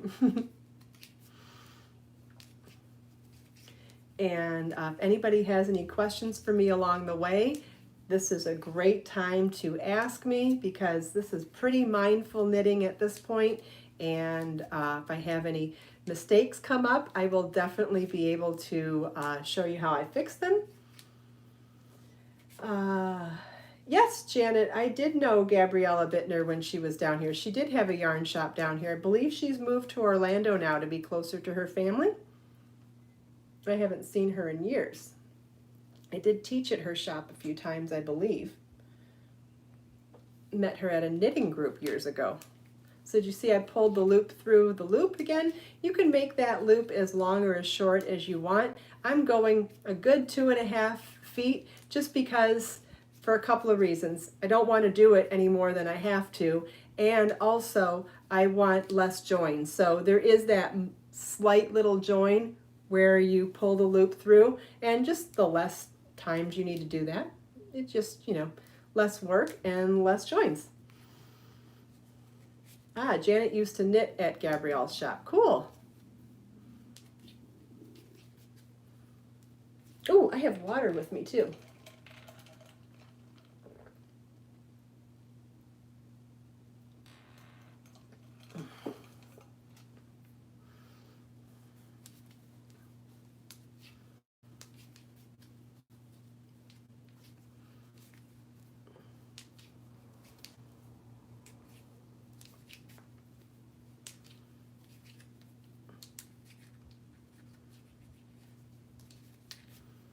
So would anybody like to share any requests for future Designing Live segments? I was thinking that it would be fun to take a stitch pattern and, like we converted last week into a top-down increasing triangle, to take the chart from working even in rows to doing that. I thought it would be fun to do more of that, but do other shapes.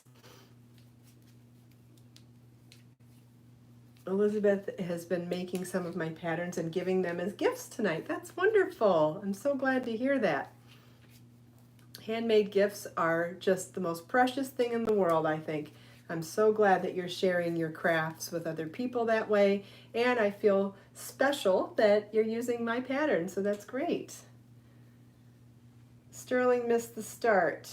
That's okay. You know, the beauty of YouTube is that you can go back and watch it anytime. Once the live stream is over today, YouTube will convert it into a recording, and then you can watch it anytime you want.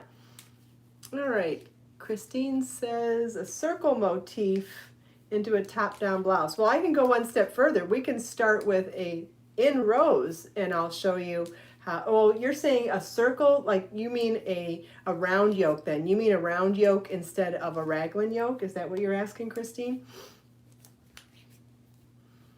Because I think it's unlimited what we can do on these designing videos, because whatever Christine's going to say here, whether she's going to say round yoke or raglan yoke, we can do both. We can, on any given day, pick a yarn and pick a stitch pattern and convert anything into anything and make anything. That's the beauty of knitting and crochet. Once you understand the fundamentals of it, you can make anything. When people ask me, what can you make? I always say, anything. Am Sterling is working on a hat and experimenting with where to put the decreases. Oh, now if we get to the point, I would really like to get to the point where at least one of these hats we get to the decrease section, because I'm going to tell you, I make knit hat patterns whenever possible. I make them as ridiculously easy as I possibly can. And so with this hat, there are only 2 rows of decreases. So the way you do that, and if you're going to do a short decreasing crown, what you have to do is make your hat, the even section, longer than you would if you were going to do a lot of decreases. But I do heavy decreases in 2 rounds or rows and call it a day. And I find it to just be a lot easier for beginners to do it that way. Am Sterling, what do you think of putting decreases next to each other, one left leaning and one right leaning? I think that that looks really beautiful, but let me show you the crown on this hat here.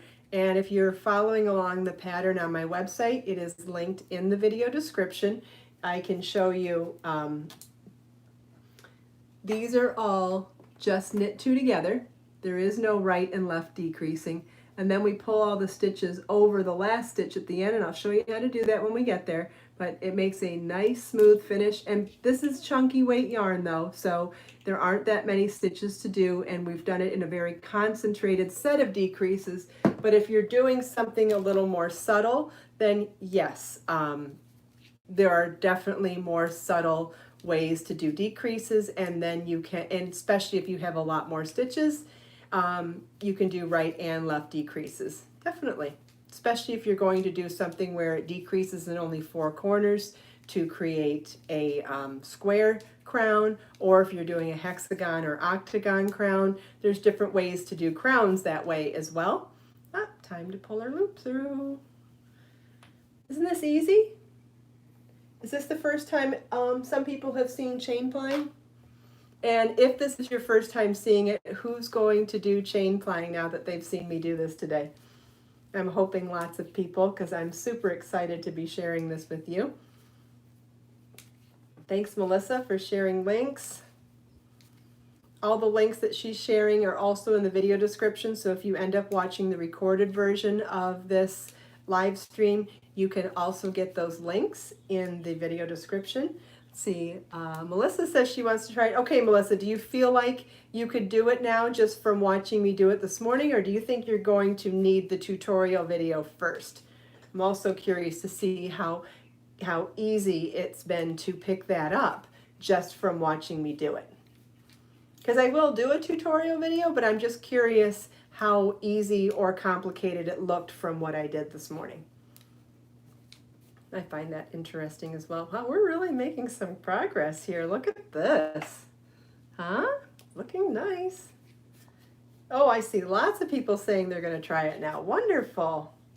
Good.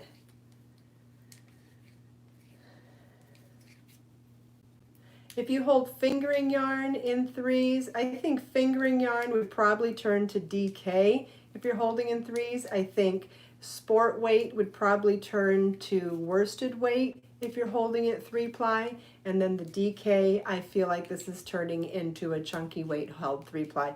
Does anybody have any Anybody want to agree with me or disagree with me on that?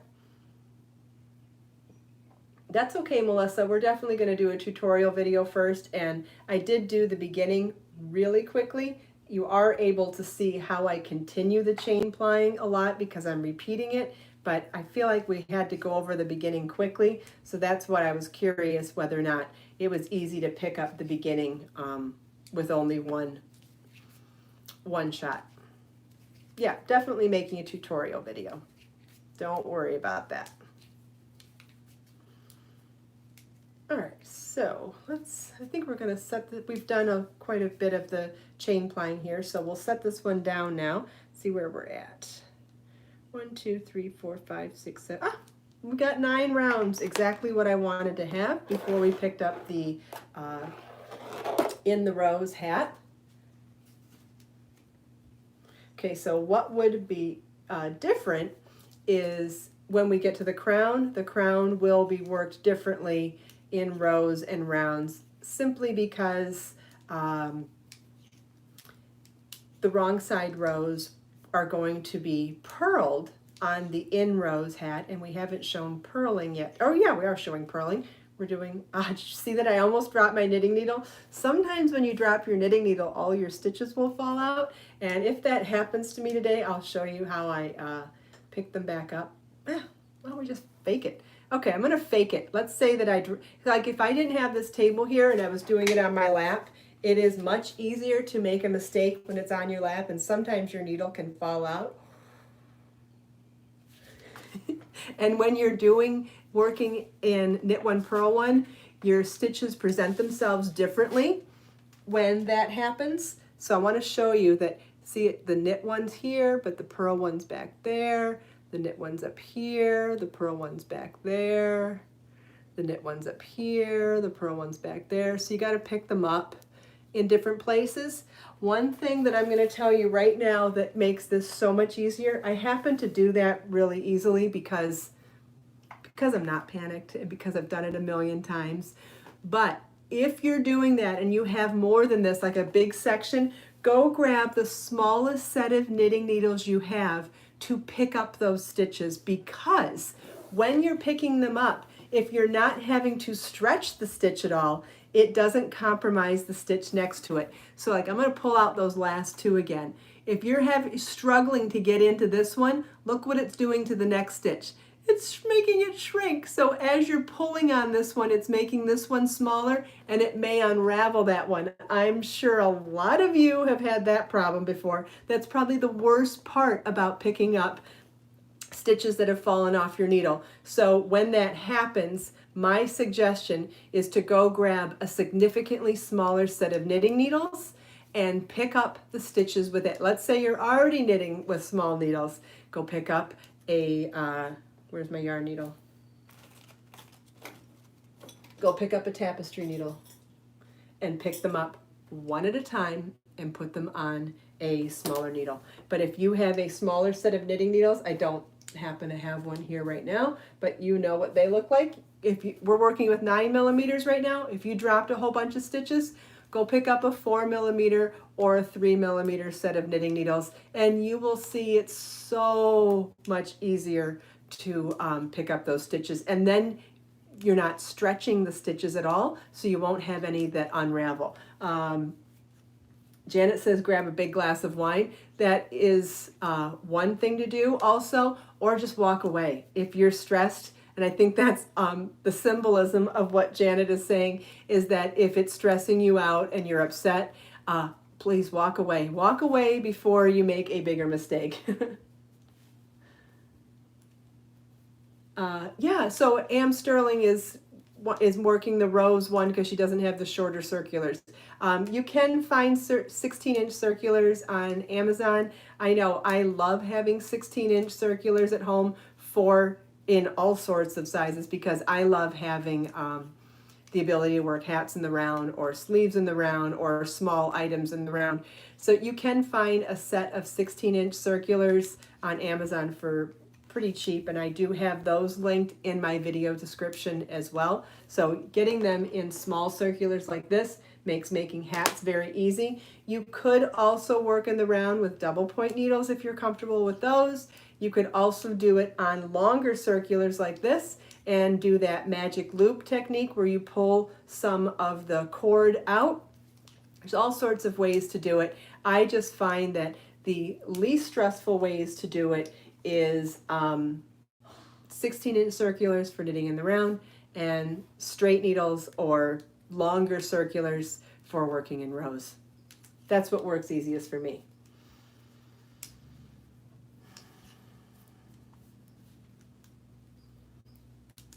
But, I mean, whatever you have at home, there's some way that you could make this work for sure. Obviously, if you only have straight needles at home, you're doing the rows, you're not doing the rounds. And it depends on if you have 9mm needles at home. And if you don't, you can buy them. Again, you can find them on Amazon or in any knitting shop, crochet shop, yarn shop, or craft store, or big box, most big box stores too, anywhere. So it's not very difficult to find knitting needles.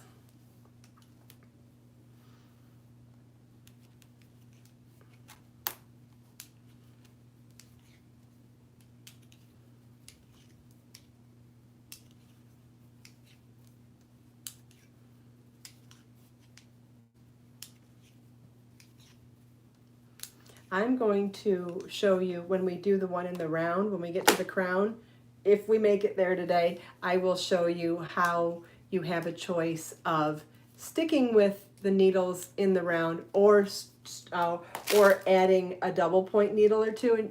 And you can buy whole sets of these for really cheap on Amazon also, and I have a link to that in my Amazon shop.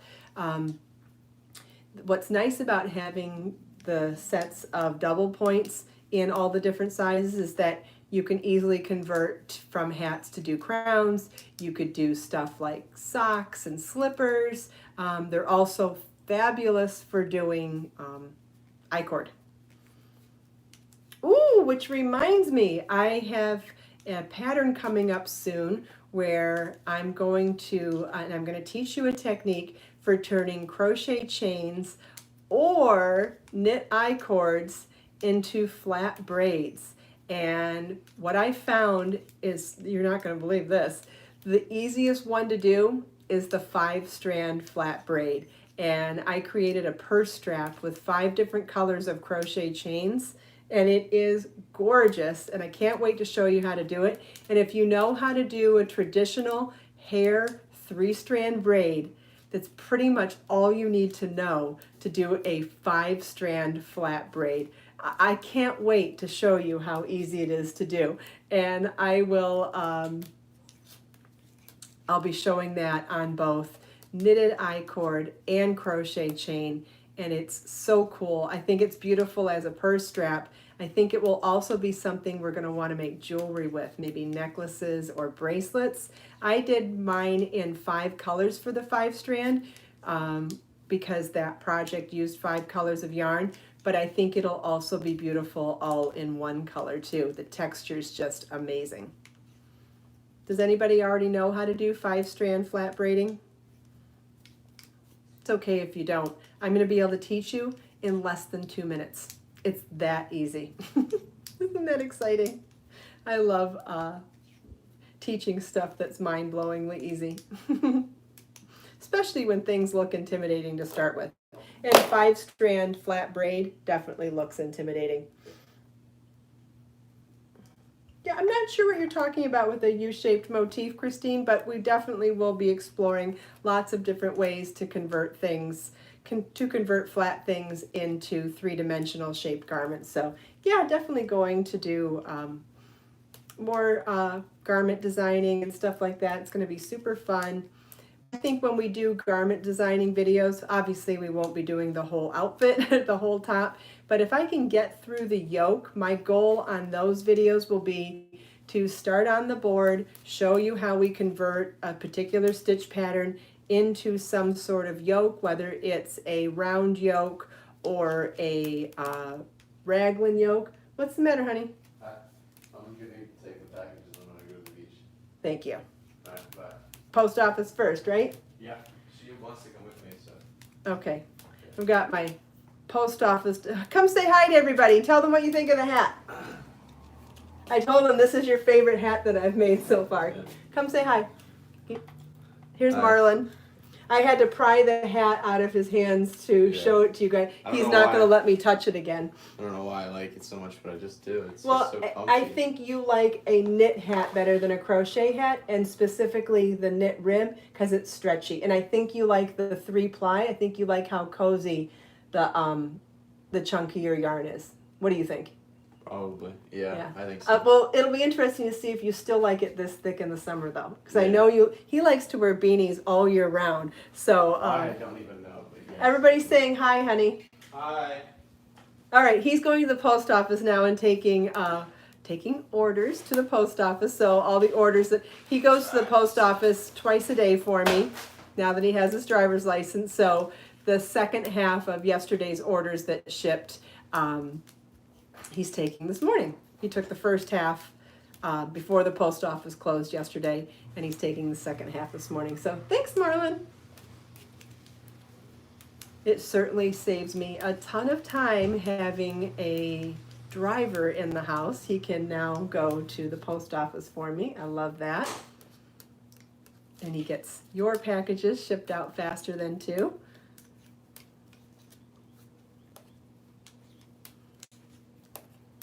Thanks for saying hi to him. That's very nice of all of you.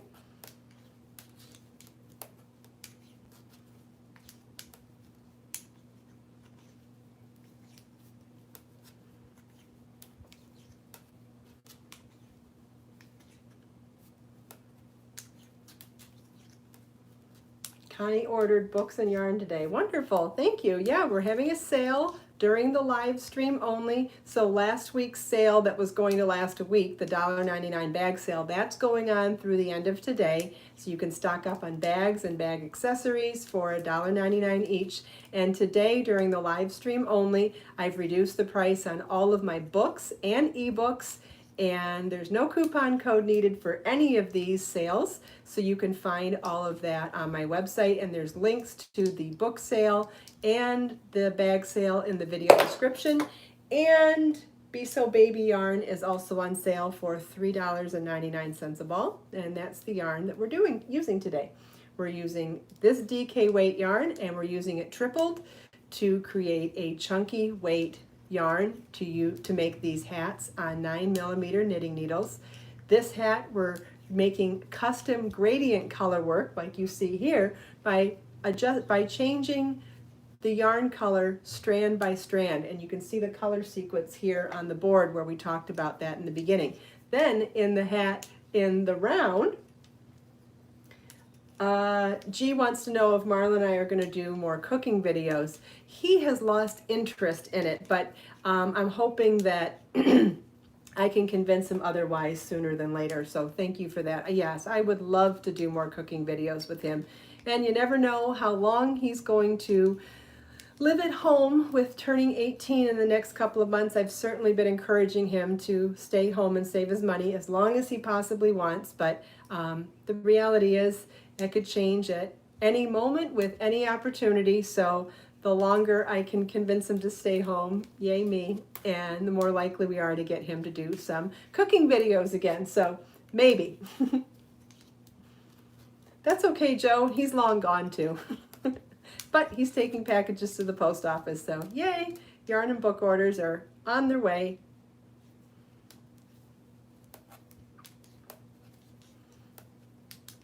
At the end of this row, I'll do another close-up of this particular hat so you can see some of that custom gradient color work going. We've done our first color change, and I think we are 1, 2, 3, oh, we're 5 rows into our 8-row section. So every 8 rows, I'm switching to the opposite hat, and doing that for a couple of reasons. First of all, I want everyone to be able to see the different techniques that we're using. We're doing the same hat in rows, the same hat in rounds. We're doing 3-ply gradient color change on this hat and changing the color sequence every 8 rows. And then on the one color hat, we're doing a completely different technique called chain plying or Navajo knitting, where we're creating 3 strands, 3 plies of the same yarn from one ball of yarn. It's really cool, and if you've never seen it before, you're going to love it. It's going to open your world to all sorts of other possibilities. So by alternating working on each hat, no matter when you're coming into the video, you'll get to see both techniques. So you can see we've begun the color change. We've got 5 rows of our second stripe, so we're in this section right here. I need another sip of something.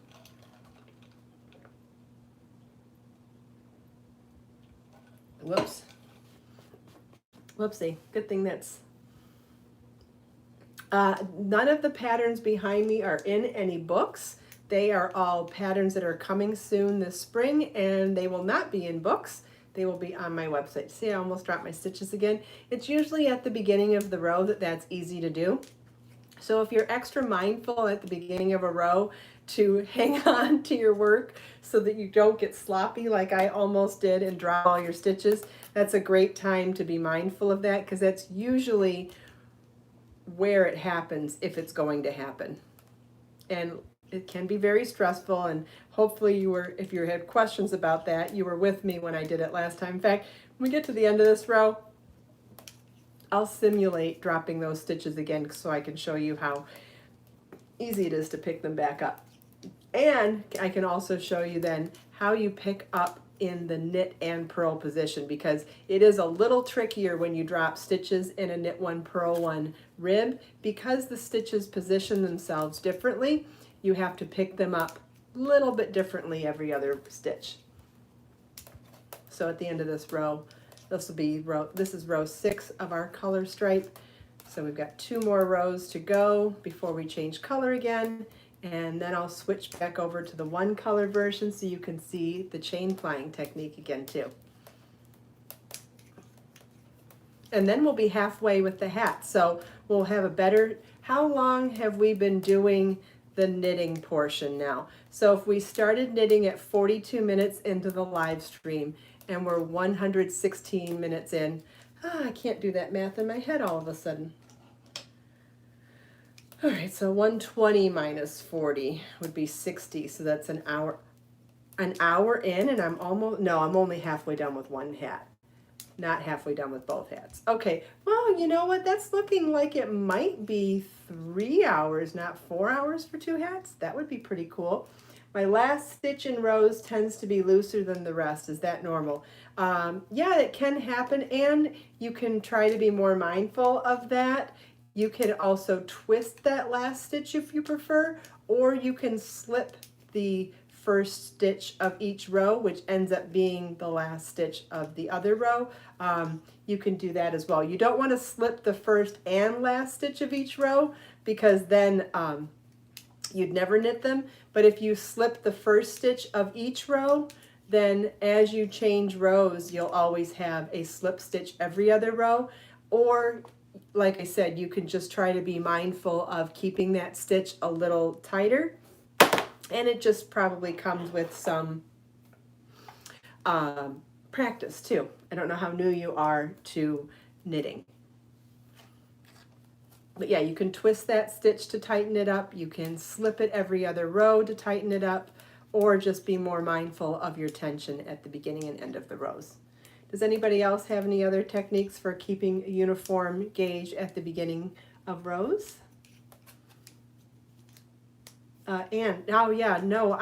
There's several ways to knit. The 2 most common ones are the way I knit and continental, but there are other ways to knit as well. But it sounds like Anne isn't used to seeing people knit like her. Well, that's a nice feeling, isn't it? Yeah, that's why some patterns say to slip the first stitch, because it gives you a much tighter edge to your knitting. Sometimes you can change the stitch pattern for the beginning and end of your rows too. Some people like to do a garter stitch border, and like even if you're doing ribbing like this, you could do a garter stitch border or a seed stitch border. There's different ways to smooth out those edges.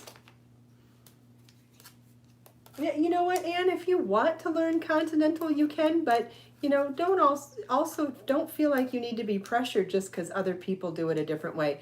There is no wrong way to knit. There is no wrong way to crochet. It is a creative expression, and however you feel comfortable doing it, I want you to feel comfortable doing what you do. If you want to learn continental, that is wonderful, and anything you want to learn is great, just as long as you don't feel pressured to do it because other people are doing it. There's no wrong way to be creative, there's no wrong way to knit, and there's no wrong way to crochet.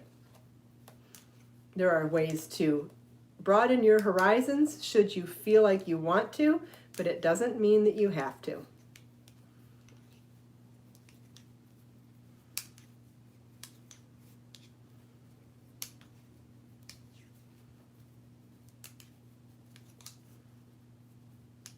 See, what did we, I said, what was I going to do? I was going to fake dropping stitches again. Yeah, because it's a good thing to show.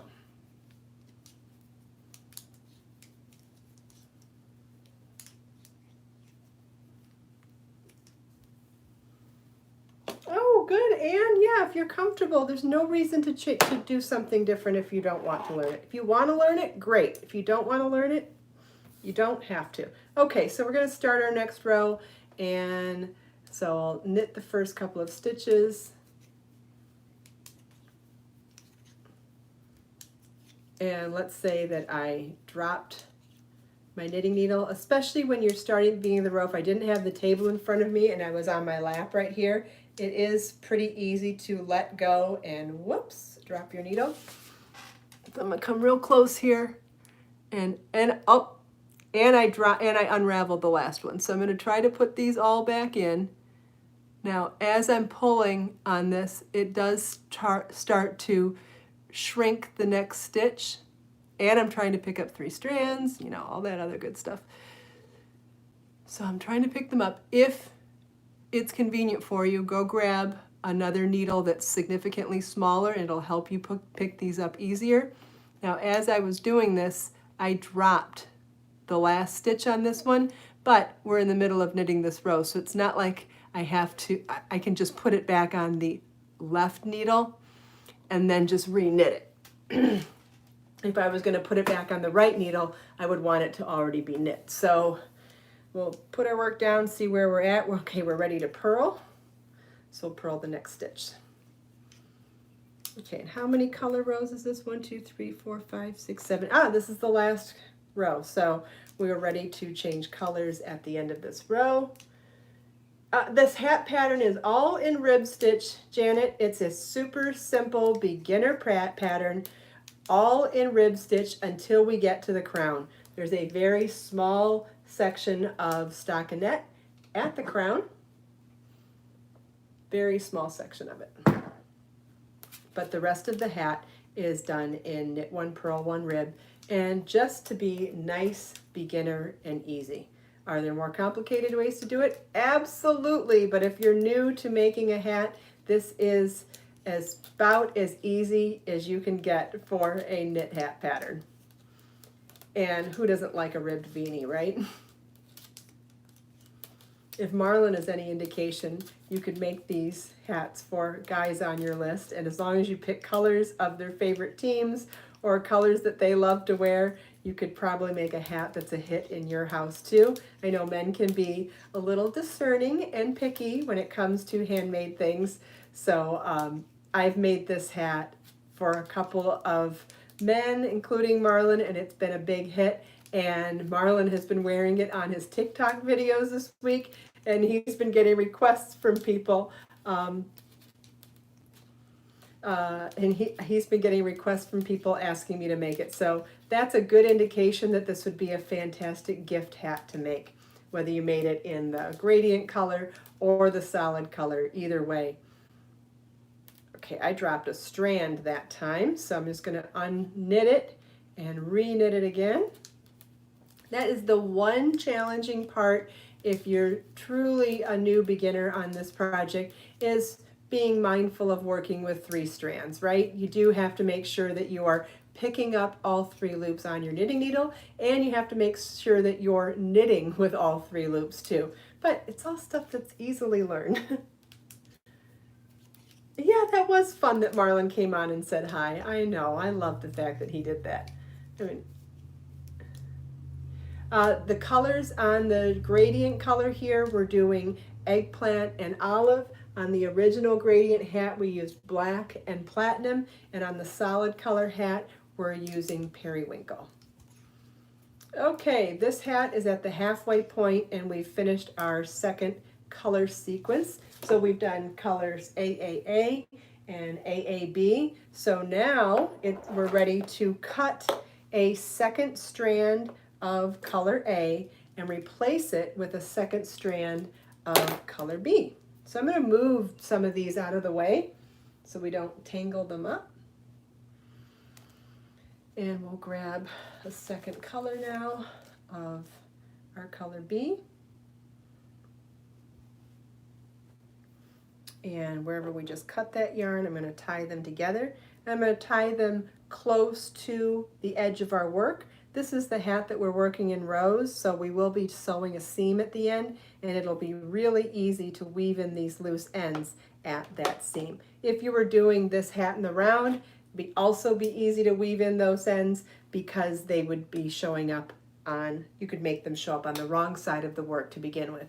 Okay, so now we'll start our next row with 2 strands of color B and 1 strand of color A. So now we're starting this section here and it'll start to get more eggplanty and less olivey. And after this row, I will go back to knitting the solid color hat and remind you of that amazing technique of chain plying where we're creating 3 strands of yarn from 1 ball of yarn and turning this DK weight yarn into a chunky weight. Elizabeth, it's raining where you're at today. Oh, hopefully you're knitting or crocheting along with me. Let me know if you are. Sterling prefers to hold the yarn in your left hand. Yeah, like I said, there's no wrong way to knit or crochet. And here's the stipulation. There's no wrong way to do it if you're getting the results you want. If you're not getting the results you want, you may need to tweak your techniques, and that's why it's great to have teachers or tutorial videos, and maybe you get better results in different techniques, and those are great reasons to learn new techniques. But if you're getting the results you want with however you are knitting or crocheting now, there is no wrong way. So don't ever let anyone tell you that you're doing it wrong if you're getting the results you want. If you're not, then there may be something to improve upon. But if you're getting the results you want, there is absolutely no wrong way to knit or crochet. I promise you. However you do it, if you're enjoying it and getting the results you want, you're doing perfectly fine right now. I think it's really important to share that as often as possible because I know there is a lot of pressure out there to do things only certain ways. And it's not necessary.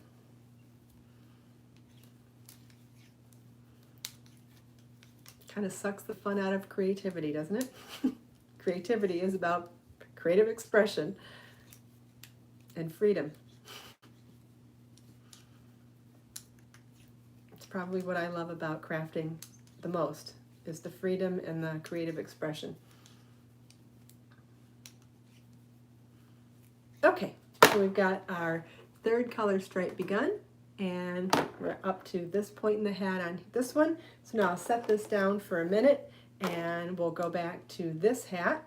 And we're doing the chain plying. So we've got 3 strands of yarn coming from 1 ball of yarn by doing this super simple yet genius and clever technique of creating a elongated crochet chain or loop chain with our fingers as we go. So when I get to the end of our loop here, I'll show you how super simple it is to create another loop from the loop to continue to work 3 strands of yarn from the 1 ball. Have I answered all the questions recently? I've been kind of paying attention and kind of not. If anybody has any questions, by all means, feel welcome to ask me.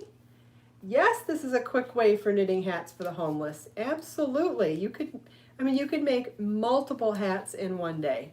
Certainly multiple hats in one weekend. Yeah, the olive green and eggplant purple are beautiful together, Christine. I love them too. Love them. Okay, so our strand has gotten rather low, rather short. So I'm going to insert my fingers into the strand and pull a loop through the loop. Elongate my loop, and I'm ready to knit three-stranded again. So fun. And so much easier than holding 3 balls and not tangling the yarn. It's so much easier to do this, and it just opens up your world. And, you know, you have thinner weight yarns at home and you want to do something thicker with them. Just pull a loop through the loop and immediately turn any ball of yarn into a triple strand yarn. Just so awesome. It just opens up so many possibilities. Now obviously this won't double your yarn. If you're going to double your yarn, you'd still need to do it the traditional way of using 2 balls, but if you want triple, this is a fantastic technique. It is so simple and works so well. And so you just want to be mindful of where that loop is, and as it gets closer to your work, you're just going to pull that loop through.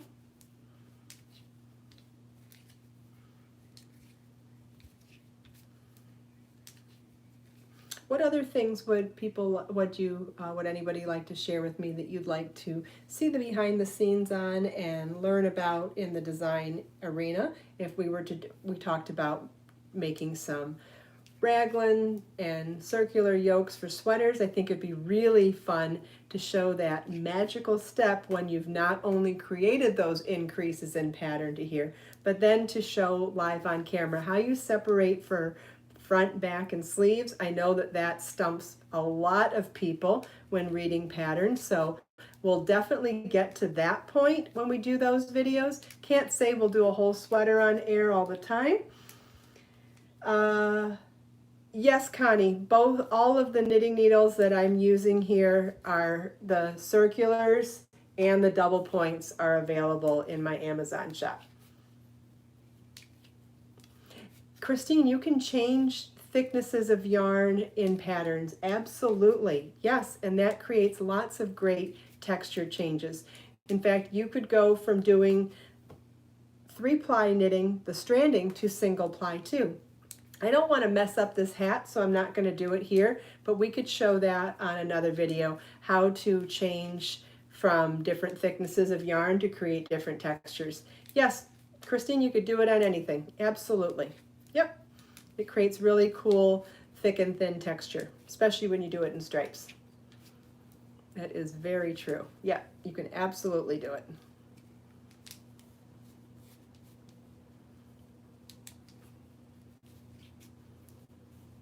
Okay, so we've got our small loop again, so we'll emboss. Someone would like to see embossed crochet? Yeah, we could definitely do that. I do have some tutorial videos on it. I think that's what you mean by embossed crochet. Do you mean post stitches, or do you mean like 3-dimensional working into the surface? Because I know embossed could mean different things to different people. Can you explain that for me, Shelley? Because I do have tutorial videos on all that, but maybe you're asking to design it. I'm not sure what you're asking for me to do live on here. So just a little bit more about it, and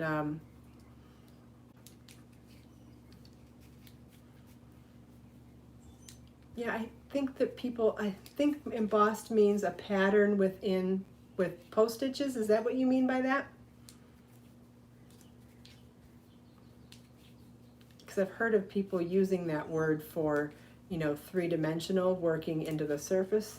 Maybe that's surface crochet. So let's just make sure that we're on the same page about what embossed crochet means. I think it means making a pattern within post stitches on a flat surface. So like creating a flower in post stitches. But let's see.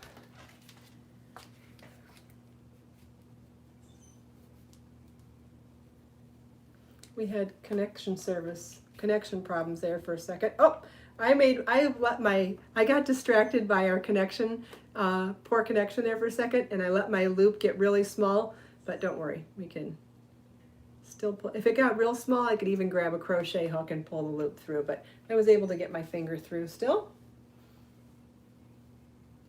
And you could do this technique in the round or in rows, it doesn't matter.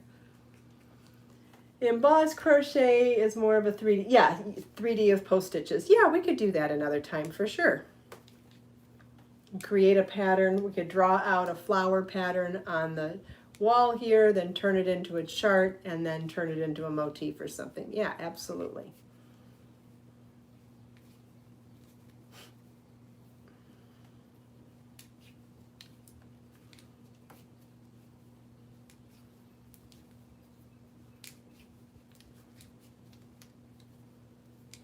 It looks like I'm still live, but we'll see.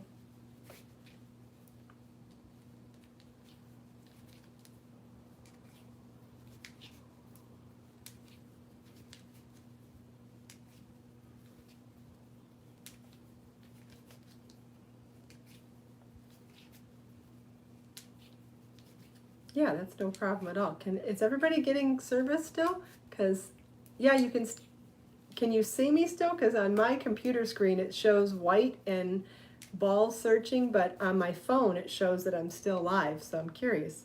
Am I still live? Yeah, still live? Okay, good.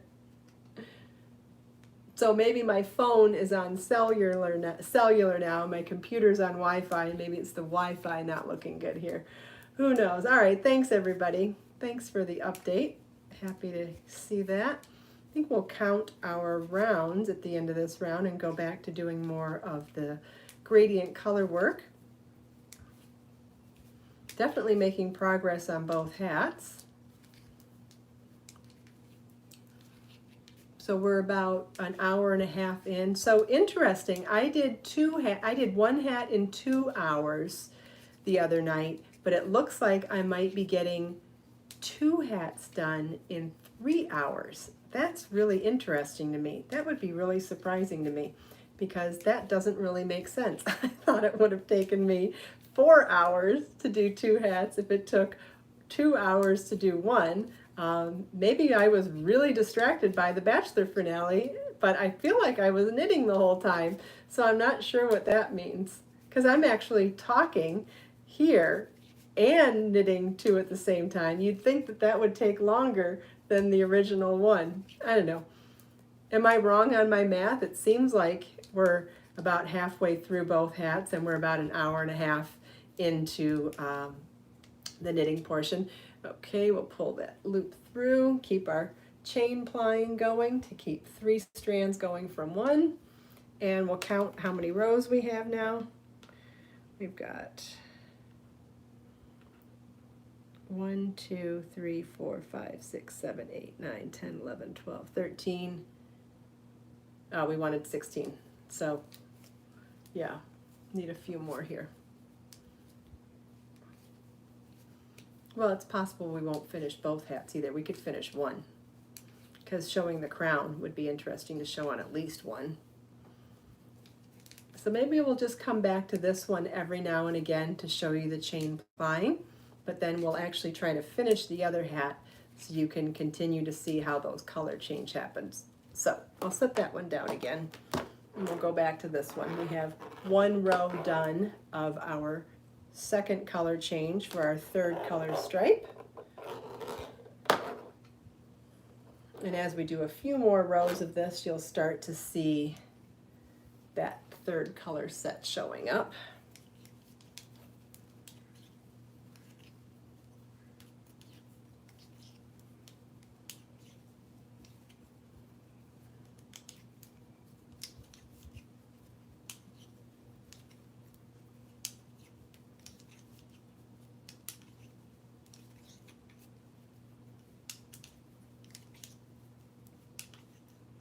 Oh, yeah. Oh, yeah. Okay.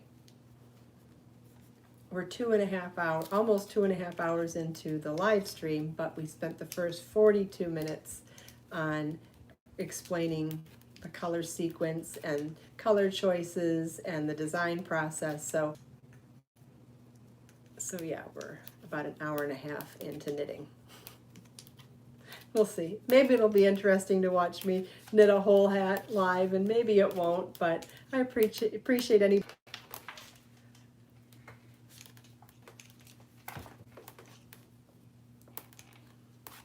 Well, it looks like we lost connection again. If we continue to have this trouble, I'll just go I'll work on the tutorial videos today and have the tutorial videos for the hats up and available tomorrow or the next day or so. So even if we lose the rest of the live stream, a lot of the information that I've been sharing with you today, you can go back and watch the replay. I'm trying to knit along with you, but doing 2x2 rib instead of 1x1 rib, as I have arthritis and purling is problematic for me. Is that okay? How will it affect me doing this live tutorial? It won't affect you doing the live tutorial at all. It'll make your hat look a little bit different. Your ribs will look different than mine, but other than your ribs being, you know, wider and thicker than mine, you'll still make a hat. There's lots of hats made in 2x2 rib as well. That's fine. And if it's easier for you to not change position of your yarn more because of your arthritis, that's totally fine. You could do the whole hat in stockinette or all in purl if you'd prefer.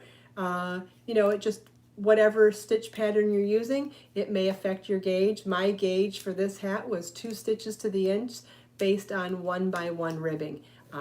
If you're doing a different stitch pattern, you may have a different gauge and therefore be getting a different sized hat. That's the only thing, and depending on your own personal tension, what size yarn, what size needles, and what stitch pattern you're using, you could absolutely be getting a different gauge than me. And if you are, it would be a good idea to do a gauge swatch and measure it to make sure that you're making the size hat you want. When you're making flat stuff like scarves and blankets, it's not that important, but when you're making something that needs to fit, your gauge is absolutely important. So definitely a good idea that if you're changing something about a pattern, that you're also checking to make sure that your gauge hasn't changed, or if it has, what it means for adjusting your pattern. That might be something fun to do on another designing video, is to convert this pattern to another stitch pattern, see what the different gauge is, and then figure out how many stitches to cast on. That is really good information for people to have. So like, let's say I was going to do this hat in stockinette instead of ribbing, how much will that affect my gauge, and will that mean that I should cast on a different number of stitches? Very good information. So we can do that sort of thing. We can do pattern modifications on some other designing live videos. I think that would be very, very helpful to a lot of people. What do you think? I'm going to guess that if we're still live and there's still people here, that I will get some resounding yeses for that, because I know most people substitute yarn or substitute different components of different patterns. It is a very, very common problem that people start by modifying and then run into problems because they didn't think that modifying was going to change things that much. And it absolutely does change things, and often changes things drastically. So definitely a conversation worth having. And I saw several yeses, so thanks for your feedback. We can definitely do that in some future live streams and or tutorial videos. Be happy to talk about that. It does involve math, which is another reason why I think a lot of people have struggles when they do modifications, because you need to do some math, and people don't always like to do math when they're knitting and crocheting. That's where you run into a lot of problems. Or people don't like to do swatches. That's where their other problems come into play. So modifications involve swatching and math. And can you get lucky and things turn out fine? Sure you can. Everybody gets lucky once in a while, but very often when you modify a pattern, especially the more you modify it, the more likely you are to come across things that affect gauge and affect the finished size or the finished look.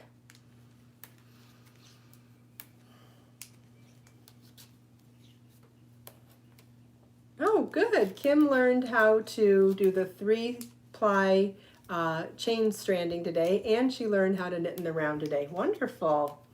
Yes, Melissa is suggesting to please give the thumbs up if you like this video. Yes, please. I know YouTube loves to know that. I enjoy hearing your feedback as well. If you're not already subscribed to my channel and you enjoy my videos, please click the red subscribe button as well, and then you'll be notified when I have new videos come out or when I go live again.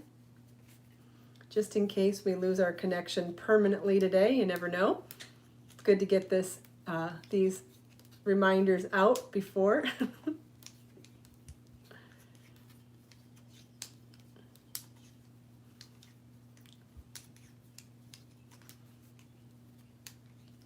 Any other suggestions for future videos? Getting some great suggestions today. So doing some garment construction, doing some fixing of mistakes, doing some pattern modifications, some specific techniques. Lots of great suggestions here today. There's all sorts of ways to convert charts to different shapes. Good, Sterling. I'm glad you're learning so much. That's wonderful. You know, the longer we can go live, the more I can answer questions as they come up, right? So that's the beauty of doing these particular lives. I mean, there's lots of different ways to teach, but doing stuff in real time is, you know, entertaining on one hand to see how long it really takes someone to make something, and to get that real life view of what slow fashion is and what it really means is interesting. But also because a lot of this is monotonous work, right? Once we get established in our pattern, it's pretty mindless knitting, which is awesome, right?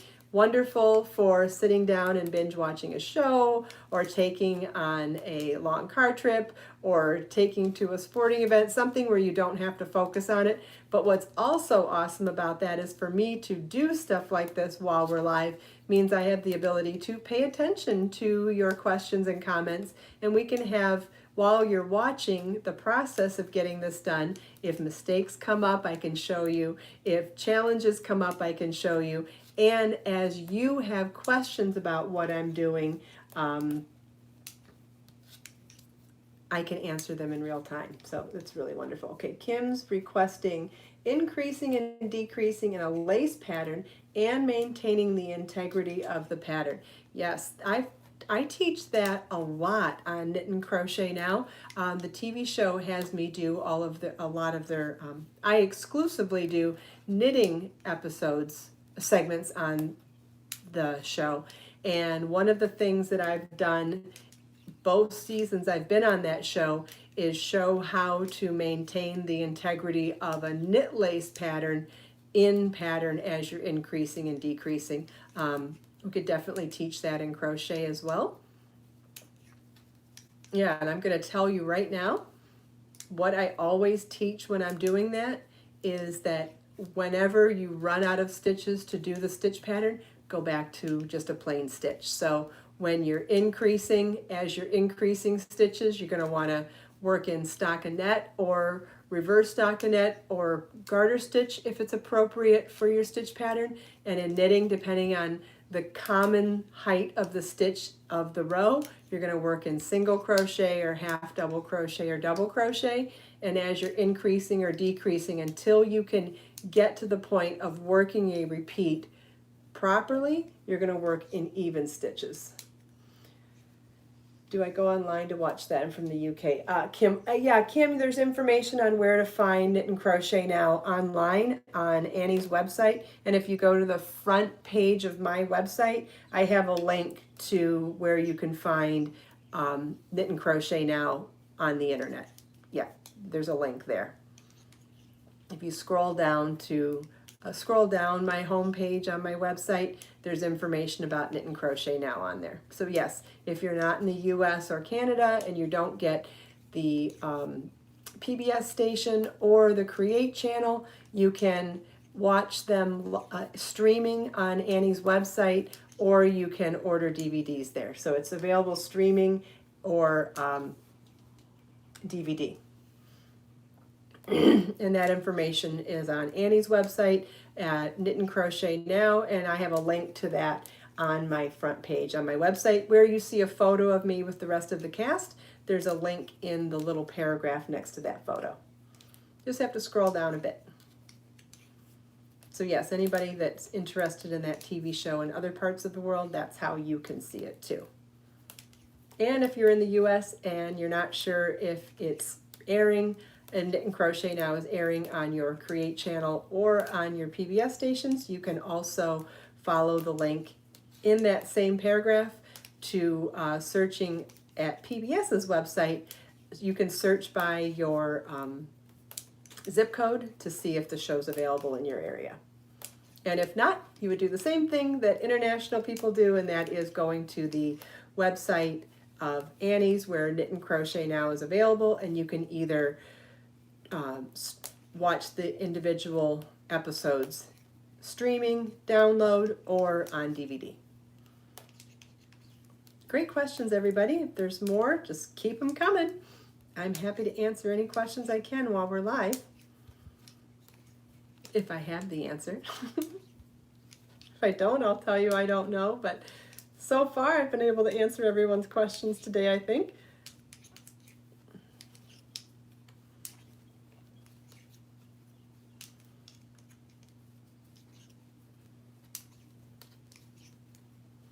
Definitely making progress on the color change hat, and I'm going to set it down now so you can see that that third color section is really coming along. And also notice that these colors are lower contrast than the original hat, so the gradient color change is more subtle. Isn't that beautiful? So where we started in black on the first hat, I'll take it off if I can see. Where we started in black on the first hat, we're doing olive green on the second hat, and instead of changing from black to platinum, we're changing from olive green to eggplant. And because the colors are, you know, a little more complementary and a little less contrasty, you can see that that gradient color change is a lot more subtle when you pick colors that are less contrast.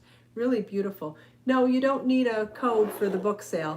If you go to the links, you'll see that they're already on sale. There are no coupon codes required for today's sale.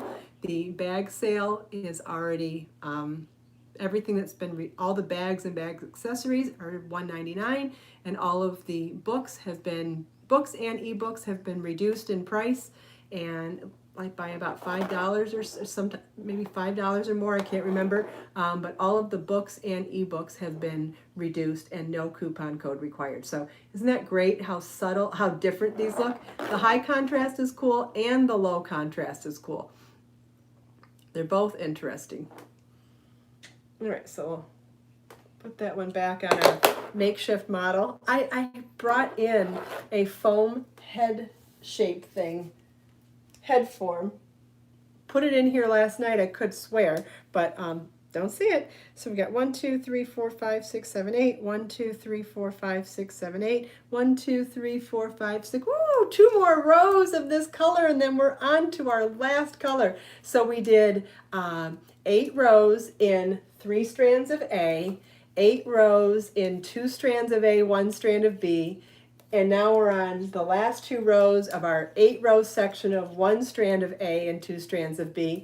And then we're going to be doing the last 8 rows even in 3 strands of B, and we'll be finishing up our custom blend gradient color yarn. Isn't that great? I love that you can create your own custom blends of gradient yarn. I mean, when you buy gradient yarn at the store, you're stuck with whatever someone else has chosen. But let's say you want to make an Afghan in your home decor colors or in your favorite team colors, or you want to make a hat for somebody in their favorite team colors or their school colors or just their favorite colors. You can create your very own gradient yarn by using 3 plies of yarn and changing the color 1 strand at a time. Isn't that wonderful? And as you can see from what I've done today, it is really, really easy to do. We did do some math in the beginning, so if you want to go watch the beginning of the replay, there was a little math involved to be able to figure out how many rows of each color we wanted in order to keep them, you know, equal in size.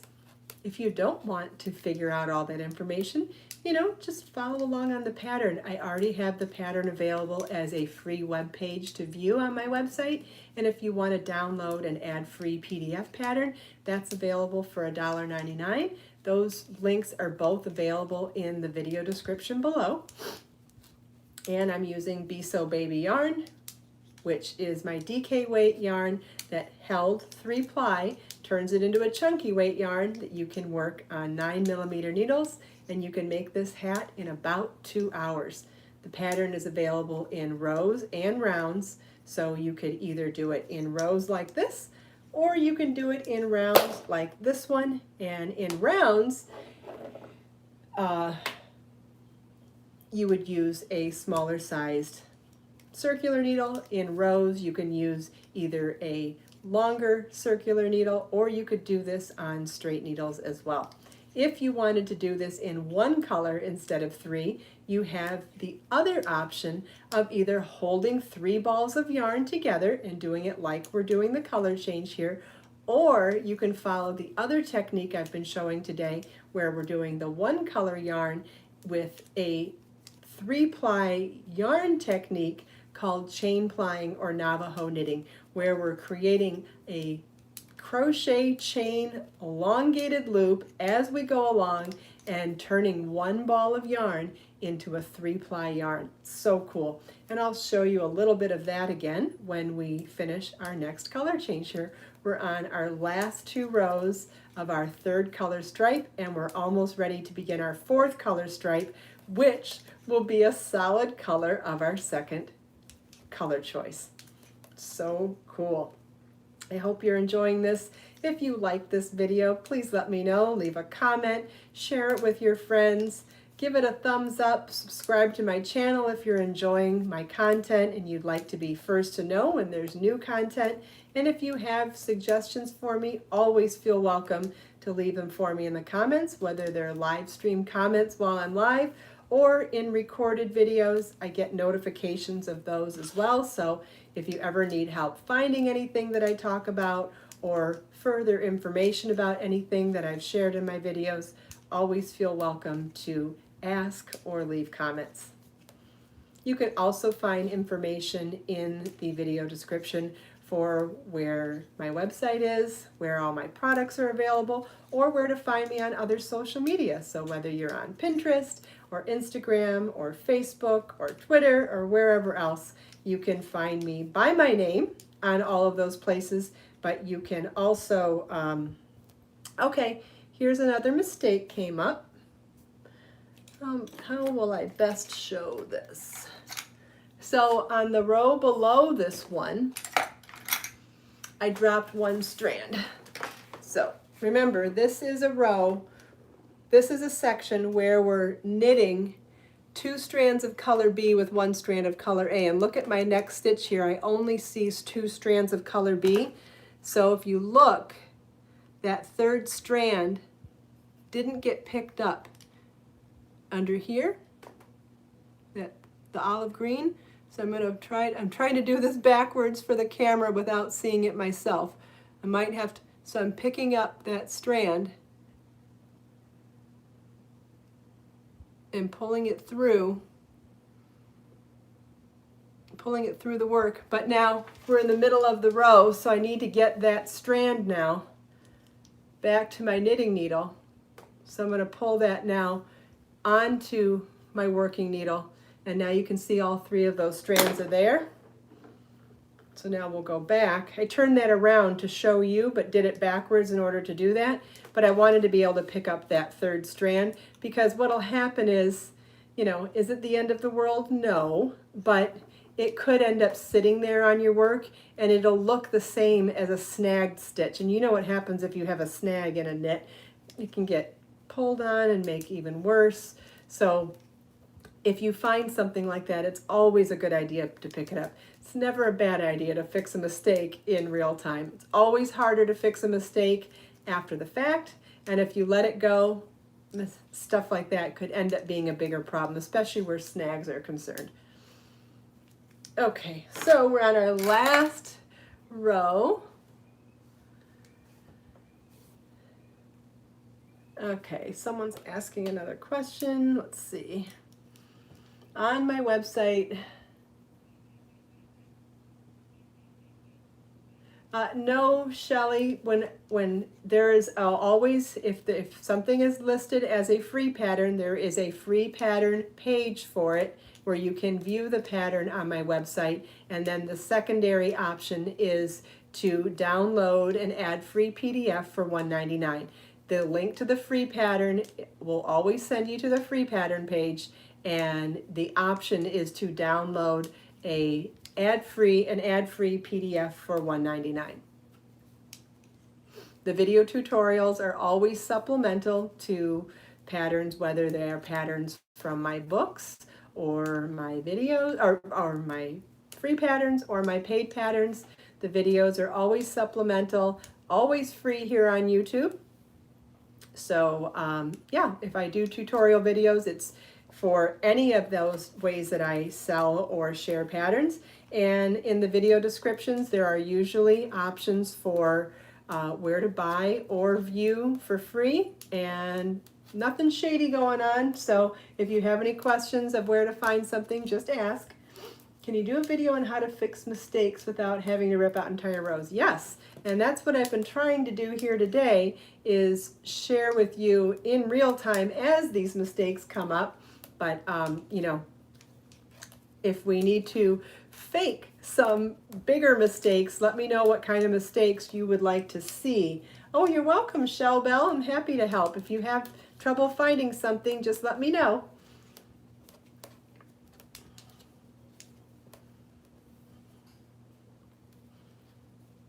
Did I say this was the last row of this color? I think so. Gosh, that's going to be exciting to switch to the final color.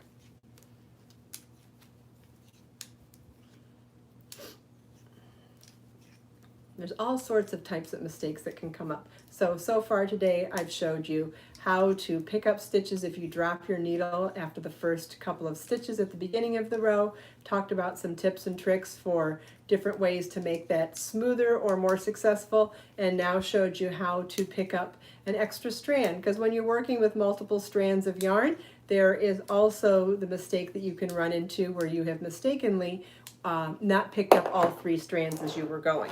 All right, I think that was 8 rows. Let's count again. 1, 2, 3, 4, 5, 6, 7, 8. 1, 2, 3, 4, 5, 6, 7, 8. 1, 2, 3, 4, 5, 6, 7, 8. Oh, I did 9. Okay, well anyway, that means we can definitely change color now. Or I counted my cast on too many times. Either way. Scissors. They were here. There they are. I'm sure that happens to everybody too. You know your scissors are right there and you can't see them. Okay, so we'll cut our final color of the olive. The olive is done. And we will add our 3rd color of eggplant now. So we've done AAA, AAB, ABB, and we're up to our last color sequence, which is the BBB, joining our 3rd strand of color B yarn, and we'll finish up. Yeah, Am Sterling, if you miss a yarn over in lace, for example, or dropped a stitch a few rows below, yeah, those are all great things to add for tutorials. I agree. Okay, so now we will work our final color sequence here. And just to help people who maybe just joining now at the end of this row, I will go back to the other hat for a moment just to be able to show you a little bit more of that chain plying technique. But I think we'll try to focus on finishing one hat only today. So because we've gone further on this one, we'll focus on finishing this hat. But I'll be able to finish both hats sooner than later. But I think being able to get to all parts of at least one hat will be interesting today. And so it's not perfect. Oh well. But I don't think my voice is going to last for 2 more hours, which is what, or another hour, which is what it would take to finish both hats. So I'm going to try to pace myself here to at least get the majority of the components done that we need to get done. And try to remember to buy that throat spray for next time. Maybe get another sip of water.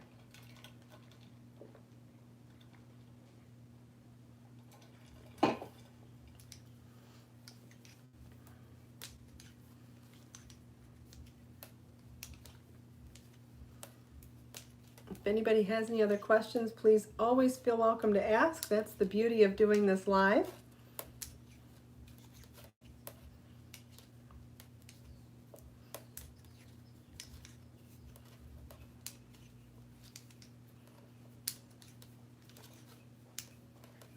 Hi, Marlon. Hi. Did you need something? Huh? Did you need something? I just needed to grab some pen back out. Oh, okay. Bye. Bye. I thought he was home rather quickly. He was going to the beach with a friend after dropping packages off at the post office. So I was like, that wasn't very long. He forgot something and came home to get it. Probably his speaker or something. I know we always, because we live close to the beach, we always leave a beach bag in the car with towels and sunscreen and, you know, the basics that you might need. I try to keep all of that stocked and ready to go in the car. Sometimes I keep chairs in there, not always. And so for him to come back quickly meant he needed something specific to him. And I'm going to guess that that's his speaker. He likes to bring a speaker to the beach. I do not. I prefer to listen to the waves than music at the beach, but I'm not a teenager. And I don't go with friends, so I suppose that changes the dynamic a little bit.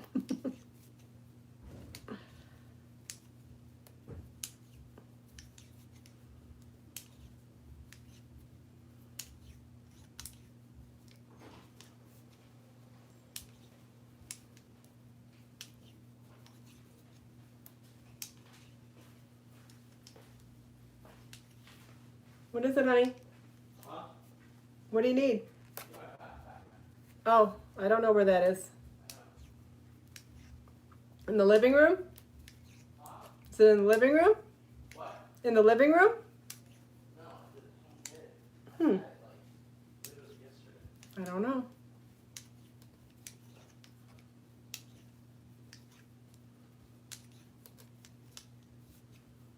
Whoops. I grabbed an extra ply in there too. Do you see that? Here's the bag. We're good. When I'm not paying attention. Bye, Mom. Bye, honey. Love you. Love you too. Found it. So, and you can do that even when you're knitting with only 1 ply of yarn. It's a common mistake that as you're going along, you can pull up a loop if you're being a little sloppy or not paying attention. So I just unraveled that stitch back. It's pretty obvious because you'll feel that your yarn feels thicker. Because if you're only knitting with 1 ply and you now have 2 or 3 plies, you can definitely feel that. And even with 3 plies, I could feel a 4 ply right away. It just immediately feels thicker. So I was able to stop myself and unravel. Now, if you didn't notice it for a couple of stitches, you would then have to unravel back those couple of stitches. Or if you really don't care and wanted to, you could, wherever that loop ends, it would kind of be like finishing up a chain ply and not continuing. You could try to just knit it to the end and then it would just be woven in. Let's see. How do you twist a stitch when it's loose? You work into the opposite loop that you're working in. So generally speaking, you're working into the front loop of a stitch, and you could work into the back loop of a stitch to twist it, which is called a twisted stitch, and that also usually tightens it up. So generally speaking, you're knitting into the front of a stitch unless your stitch calls for working through the back loop. And if you're working through the back loop when you're not being called to work through the back loop, that would be a twisted stitch. And it does tighten them up. So it's not only done to help when something's loose, but it can be done specifically for a pattern. So you can see our fourth color has begun, and we're doing solid eggplant for our last color sequence of the gradient. You can see how much more subtle this color change is than the high contrast yarn here. Like, you really can't see the stripes like you could in the high contrast. And I find that so interesting that it looks kind of striped a little bit in the high contrast, but in the low contrast yarns, it legit looks like a gradient yarn. Have you worked these? Yes, you can do this in crochet as well, Melanie. Absolutely. It would be a thicker material. You could also do Tunisian crochet or regular crochet stitches, but all of the color changes would apply to both knitting and crochet, just as far as gauge or the aesthetic of what your work looks like would be different between knitting and crochet, especially in doing something so thick. It is pretty. Thank you, Melissa. Yeah, I'm so excited about this. I love the gradient color change. Love it. And like we said earlier, this is making your own gradient color change. So let's say that you've always wanted to use those gradient self-striping yarns, but you wanted to be able to pick the colors yourself. This is how you would do it and create your own color stripes for self-striping or gradient color change yarn. So awesome. You can customize it for your favorite colors, team colors for, or school, team colors or school colors for a gift. So many different ways you can customize. This particular yarn, Be So Baby yarn, comes in 28 colors. So whether you want to do 2 color stripes or you want to do some really long color stripes like that, you could do self-striping or ombre and gradient like this, but just so many different ways you could combine those 28 colors. This hat's going to be for me. Yes, Holly. Yep, I will wear this photo in some hats. Marlon has worn the black and gray one in some hats. If you go to the link in the video description, you'll see that he modeled that hat for me, and I was able to beg him to loan the hat for this video this morning. Otherwise, the hat's going right back on his head. He's in love with the black and gray, and it is his favorite hat that I have ever made him. He prefers it to all of the other hats that I've made him so far. Interesting. I think that means he likes a ribbed beanie, because it's the first time I've made him a ribbed beanie. I've made him other knit hats and other crochet hats, and he has not liked them as much as he likes this one, so I have learned something from that. He likes a ribbed beanie.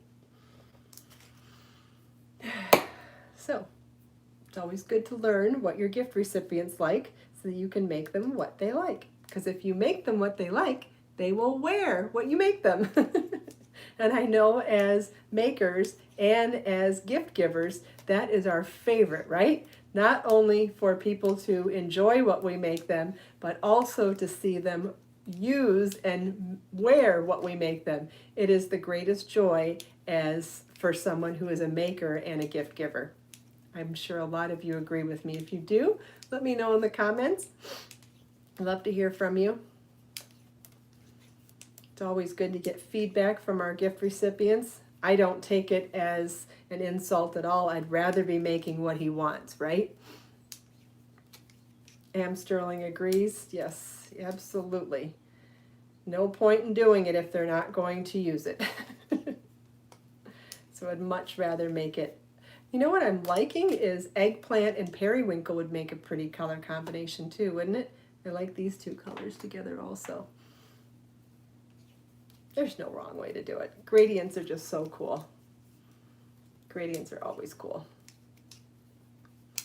But I will say that I'm a little more excited about the subtle gradient than I am about the high contrast one. I think it's just amazing. You know what else you could do is, do more colors and do shorter stripes, or do more colors and make something longer. So yeah, orchid would be really pretty with these colors as well. I agree, Holly. I'll grab that real quick so we can see that. Yeah, orchid with orchid with eggplant and periwinkle would be beautiful together. I agree. But all sorts of ways to combine colors. You know, if you need a color wheel, if you want to talk more about color, we can always do that too, but so many different ways to add color and so many different ways that colors react together, like what we're saying when we do high contrast or low contrast. Holly's making 80 hats for her Awanas kids. That's wonderful. Hats are wonderful for charity work. Everybody could use a hat, right? Hats are cozy, hats are warm, they have great function, and and they don't take long to make, so absolutely fantastic for charity work. Definitely. I totally agree. All right, so we've got 1, 2, 3. We've already got 4 rows done in our last color, which means in 4 rows, I'll be able to show you how we do the super, super easy shaping for the crown. The shaping is so easy on this hat. I'm telling you, this is one of the easiest hats you will ever make. As you can see, it's just been knit 1, purl 1 throughout. Yes, we changed color a little bit, but and you can also see that it did not take me that long at all to make it. Really can't fake it when you're live, so you're seeing in real time how long it has taken me to make a full hat and even make half of a second hat. Really awesome. So you can see that this does not take that long at all. So whether you're looking to make last minute gifts or make a whole bunch of charity hats or make a whole bunch, get started on your holiday knitting and crocheting now. This is a great way to whip out a whole bunch of hats for people, or make a different hat for you for every day of the week for the winter. So many different ways you could.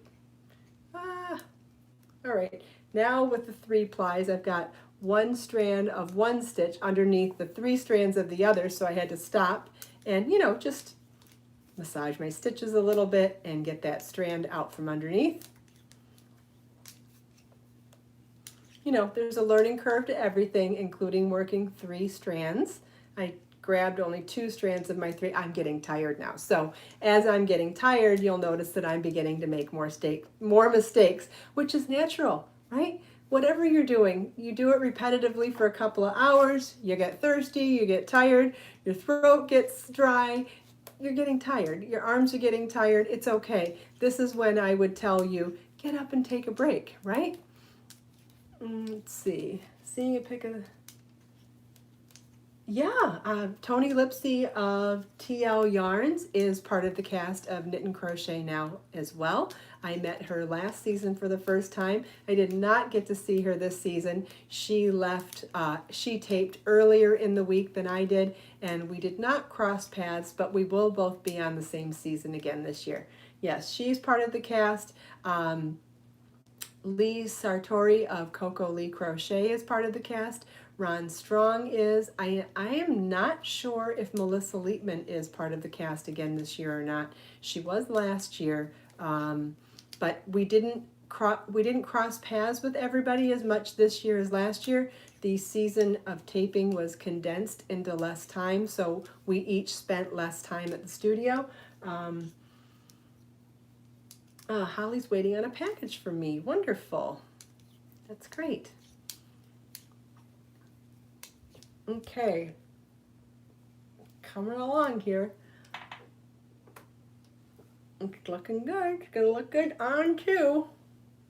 I can't wait to finish this and wear it. It's gonna be so cute. These colors turned out great.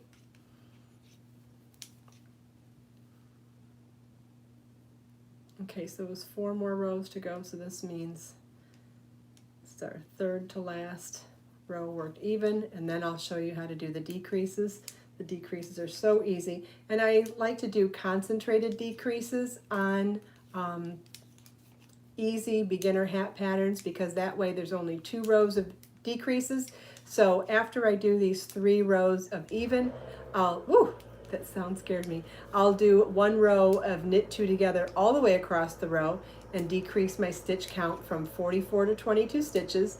Then on the next row, I'll purl across, Then on the next row, I'll knit 2 together across the whole row again, which will bring me down to 11 stitches. And then at that point, I'm going to show you a really cool technique where you take that last stitch and pull all of the rest of the stitches on the row up and over that stitch one at a time, but do all of them, and have that last stitch then be fastened off.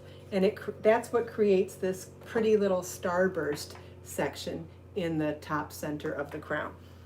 So I'll show you that when we finish these last 3 rows.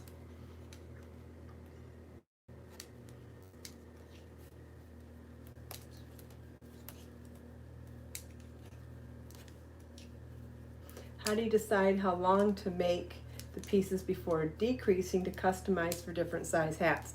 Depends on what size you're making. It depends on how long your section of decreases is. If you're set up, your crown and your hat combined to be the full length of your hat. So depending on how long your crown is versus how long the walls are, you want your final length to still be the same size. So it would depend on what size you're making and what you are, what kind of decreases you're doing.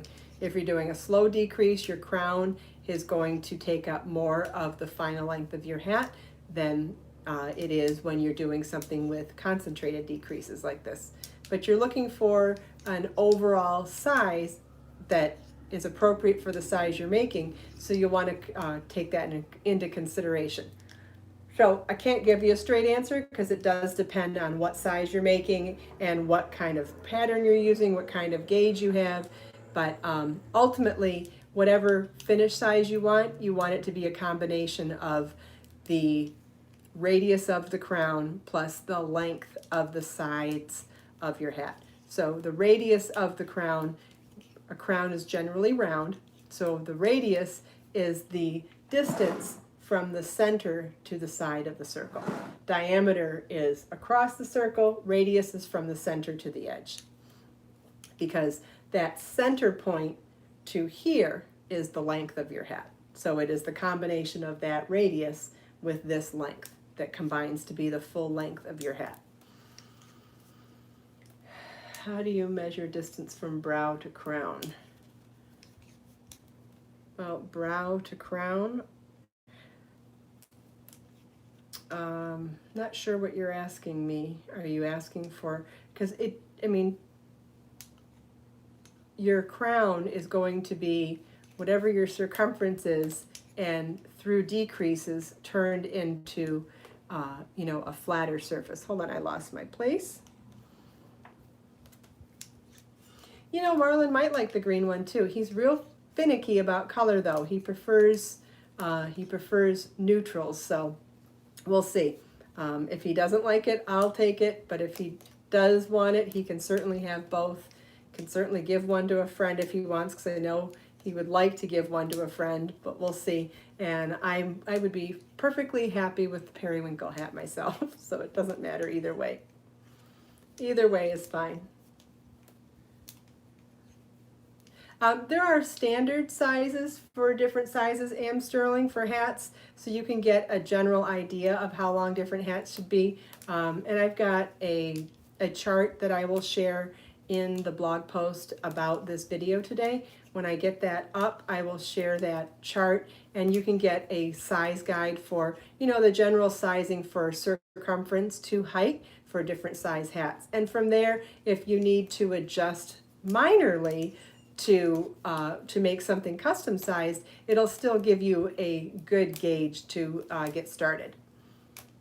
Christine wants to know where the kitties are. They are probably fast asleep, because you're right, they haven't even come in to check on me today, which is weird, which means they must have had a long night of partying and are fast asleep, because they were with me while I was getting ready this morning. They were both with me when I was putting on my makeup and doing my hair, but I haven't seen them since.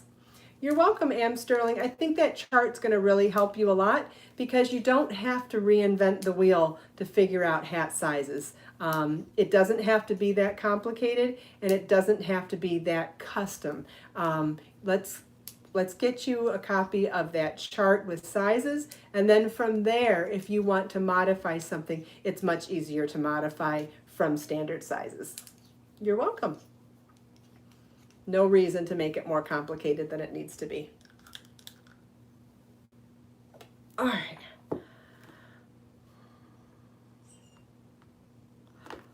That was 7.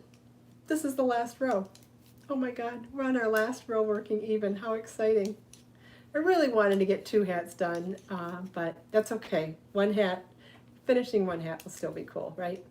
And this is the hat that requires more stuff to do at the end, since we're going to have to sew up the side seam. So if I was only going to do 1 hat today, this was probably the more important hat to show, because sewing up that side seam is pretty important, and it's an extra step that you don't need. Okay, we skipped a loop on the previous stitch. There we go.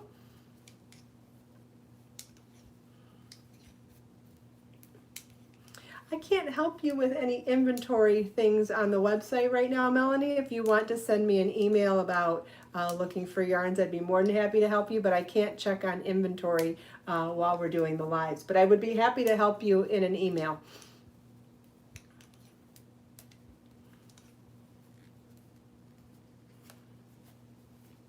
Last row even. Oh my goodness, I can't believe it.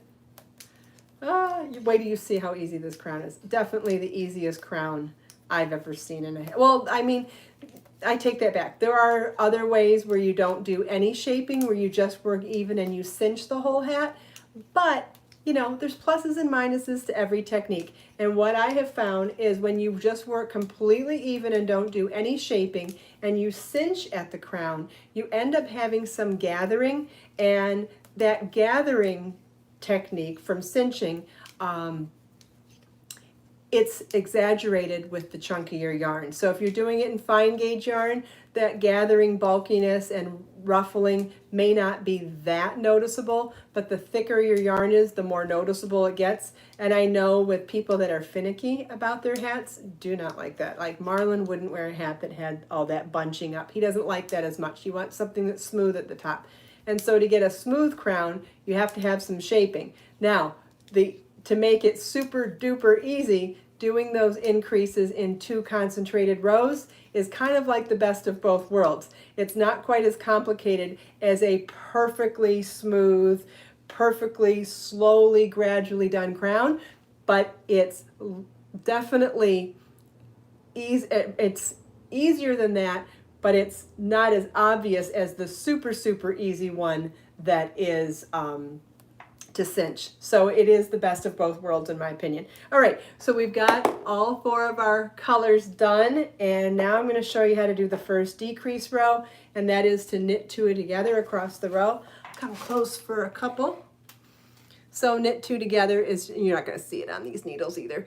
You're going to insert your knitting needle into 2 stitches and knit them together to create 1. If you would like to see a video on how to do knit 2 together, you can find that here on my YouTube channel. I do have a knit stitch library here, and I do have a knit stitch glossary page on my website that also has those videos embedded alongside the glossaries of different knit stitches.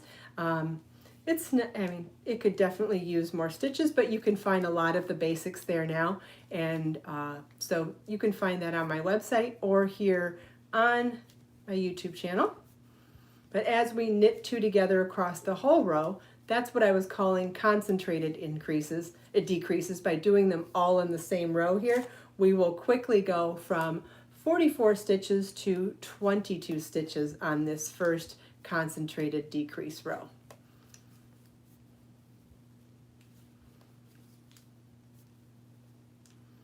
We're in the home stretch.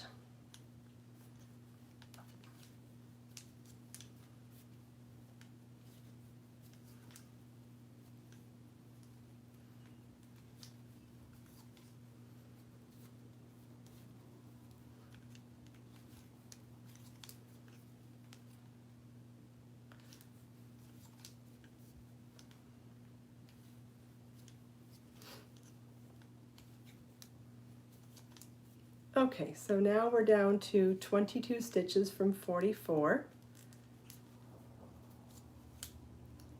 And our first set of decreases for the crown are done. We're now going to turn our work and work one row even with just purl across. So because we worked knit two together across for our right side row, it's going to show as an all knit row, and that's why I switched from knit one, purl one to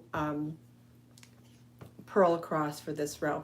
Could you do it in other ways to maintain the ribbing? Yes, you could. You could do knit two together, purl two together across that first decrease row, and then switch and then maintain your knit one, purl one here. But in order, my focus in designing this particular hat was to keep it as super duper simple as possible, and so that little bit of stockinette in the crown I didn't think was noticeable enough to be a problem. But if you wanted to maintain your ribbing all the way to the end, that's how you would do it. Does anybody have any questions about that?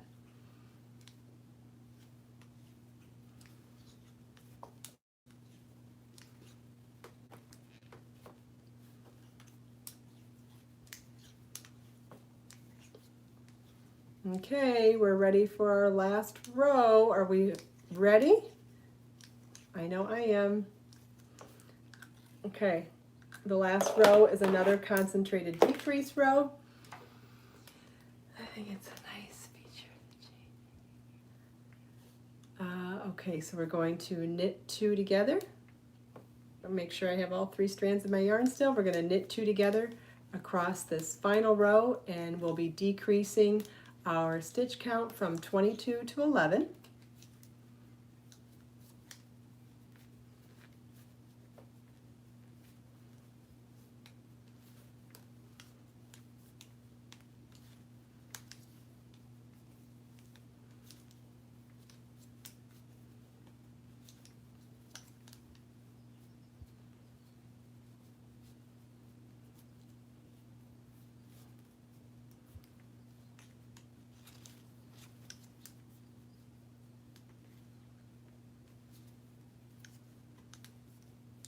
Okay, and now,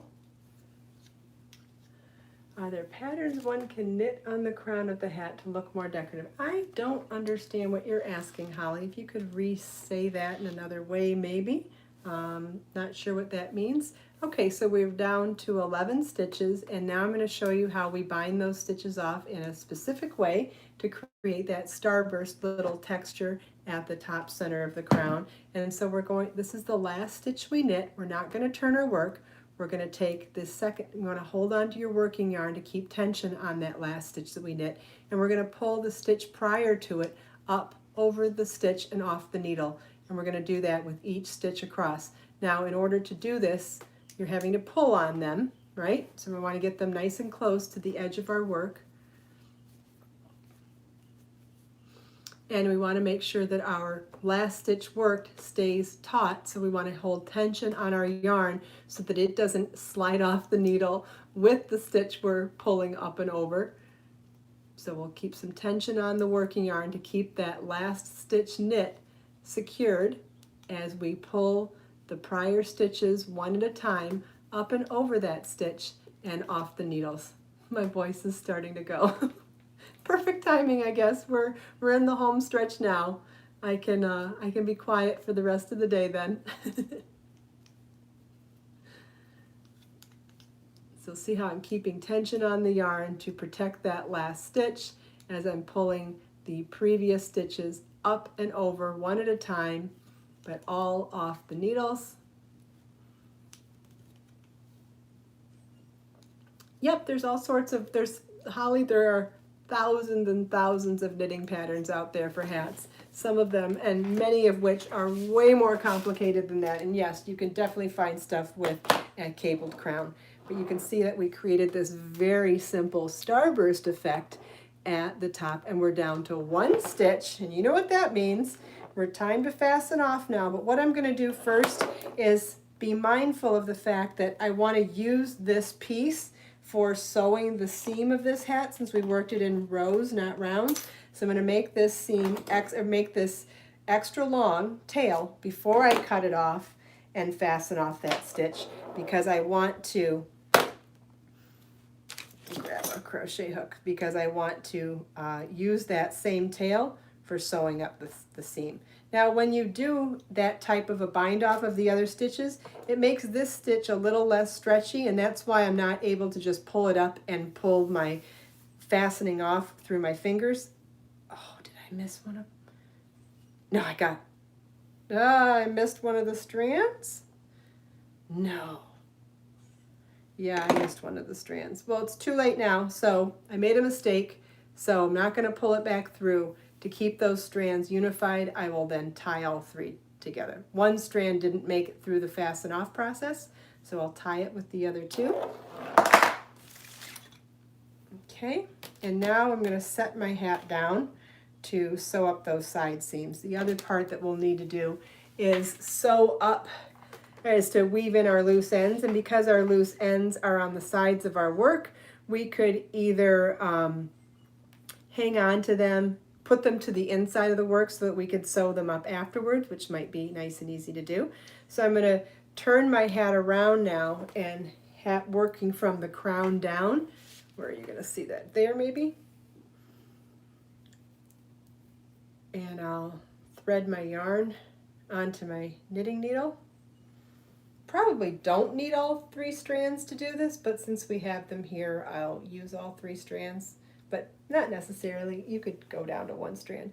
And with the right side facing, I'm going to insert my needle front to in and come back out on each side of my work for my seam, and just working, 1/4 inch at a time,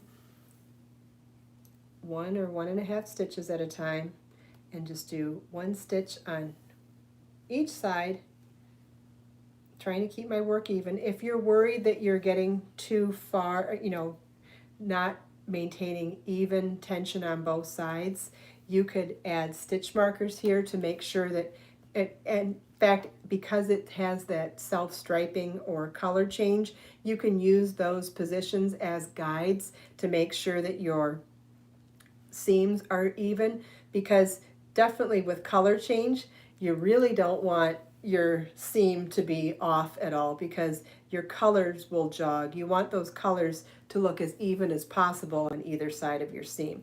And I'll show you that up close once we finish this row.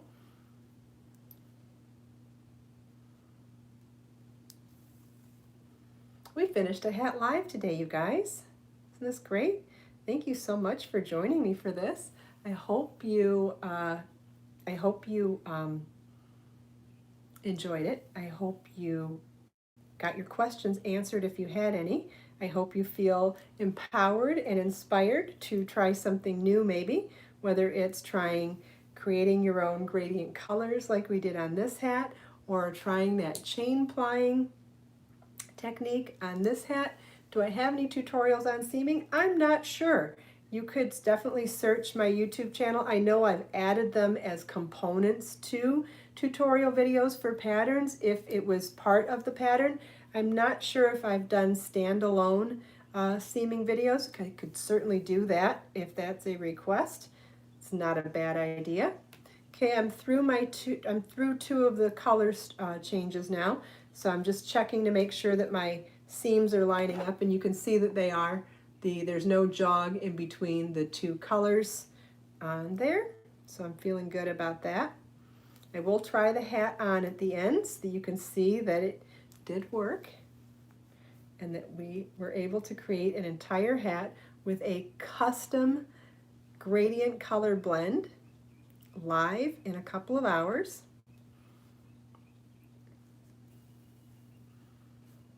Thanks, Gay. I'm glad you enjoyed the video. I hope that some of you feel empowered to try something new, or feel empowered that I took the mystery out of something that maybe you have wanted to do, or maybe I've introduced you to something you've never seen before, like 3-ply chain plying of your yarn, or 3-strand gradient color work, or knitting hats in rows, or knitting hats in rounds, or any of the other things that we have talked about along the way. I hope that I have helped you with something at least, or at least entertained you. So if you enjoyed this video, I would love to hear about it. If you have feedback about it, I'd love to hear that as well. And if you have suggestions for future live tutorials, let me know that as well. Okay, so now I've finished my seam, and I'm going to turn my hat inside it out, because that's where I've got this great bulk from the seam. It's not that bulky, but that bulk is a great place for weaving in your loose ends now. That's why I did all of my changing of colors at the beginning and end of the rows, because I knew that this was going to be a great place for weaving in those loose ends. You'll notice that I used eggplant for the entire seam, even though eggplant is obviously not used throughout the pattern, but the type of seam that I did is it is invisible on the right side of the work, so you're not going to see whatever color of yarn I used in the all olive green section. You won't even know that I used eggplant for the seam. And we'll go back to the right side of the work after I weave in these ends. I just want to get them done so that when I try it on, you can see that, I don't want you to see the loose ends. That's not so interesting. Hats look much better when the ends are woven. No, Naomi wants to start knitting again after seeing this. You know, Naomi, if you haven't felt like knitting in a while, knitting 3-stranded on a 9mm set of knitting needles might be just what you need to get you started, because it'll make it nice and quick. Because those of you that knit and crochet already know that knitting is a little slower than crochet, which is one of the drawbacks and why sometimes we go back to crochet over knitting. I mean, there's plus and minuses to both crafts, right? And knitting definitely is a little more time consuming than crochet. So this working 3-stranded and a 9mm set of knitting needles is definitely empowering for turning knitting into a quicker craft. So if you haven't knit in a while, maybe that's a reason to pick up your knitting needles now too. Or to give one of these color changes a try. All right, these ends probably won't show when I try on the hat, so the higher up ones I'll leave. No, the seam's not uncomfortable at all, Gay. In fact, you can't even really see the seam on the right side of the work. It's barely noticeable. All right, so we'll put the hat on now. Get my bangs out of the way. My bobby pins are in there, but that's it. All right, we've got a finished hat. Can you see all the color changes?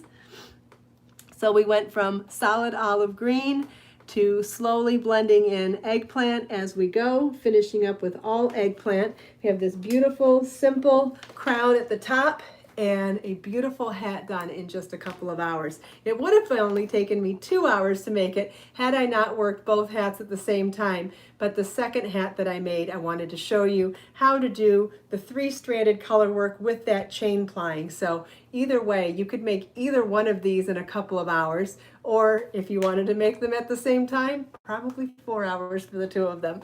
Either way, it's a quick pattern.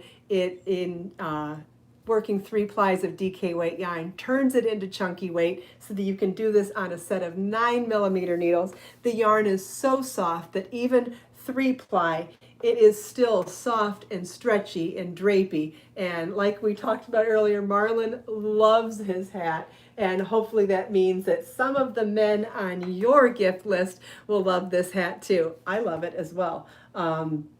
If you have any questions about anything we talked about today, all of the links are in the video description. If you need further help than that, always feel welcome to ask me. Thanks again for joining me live today. I hope you have an amazing day. Let us make time to create, share, and inspire today and every day. I'll see you next time. Bye.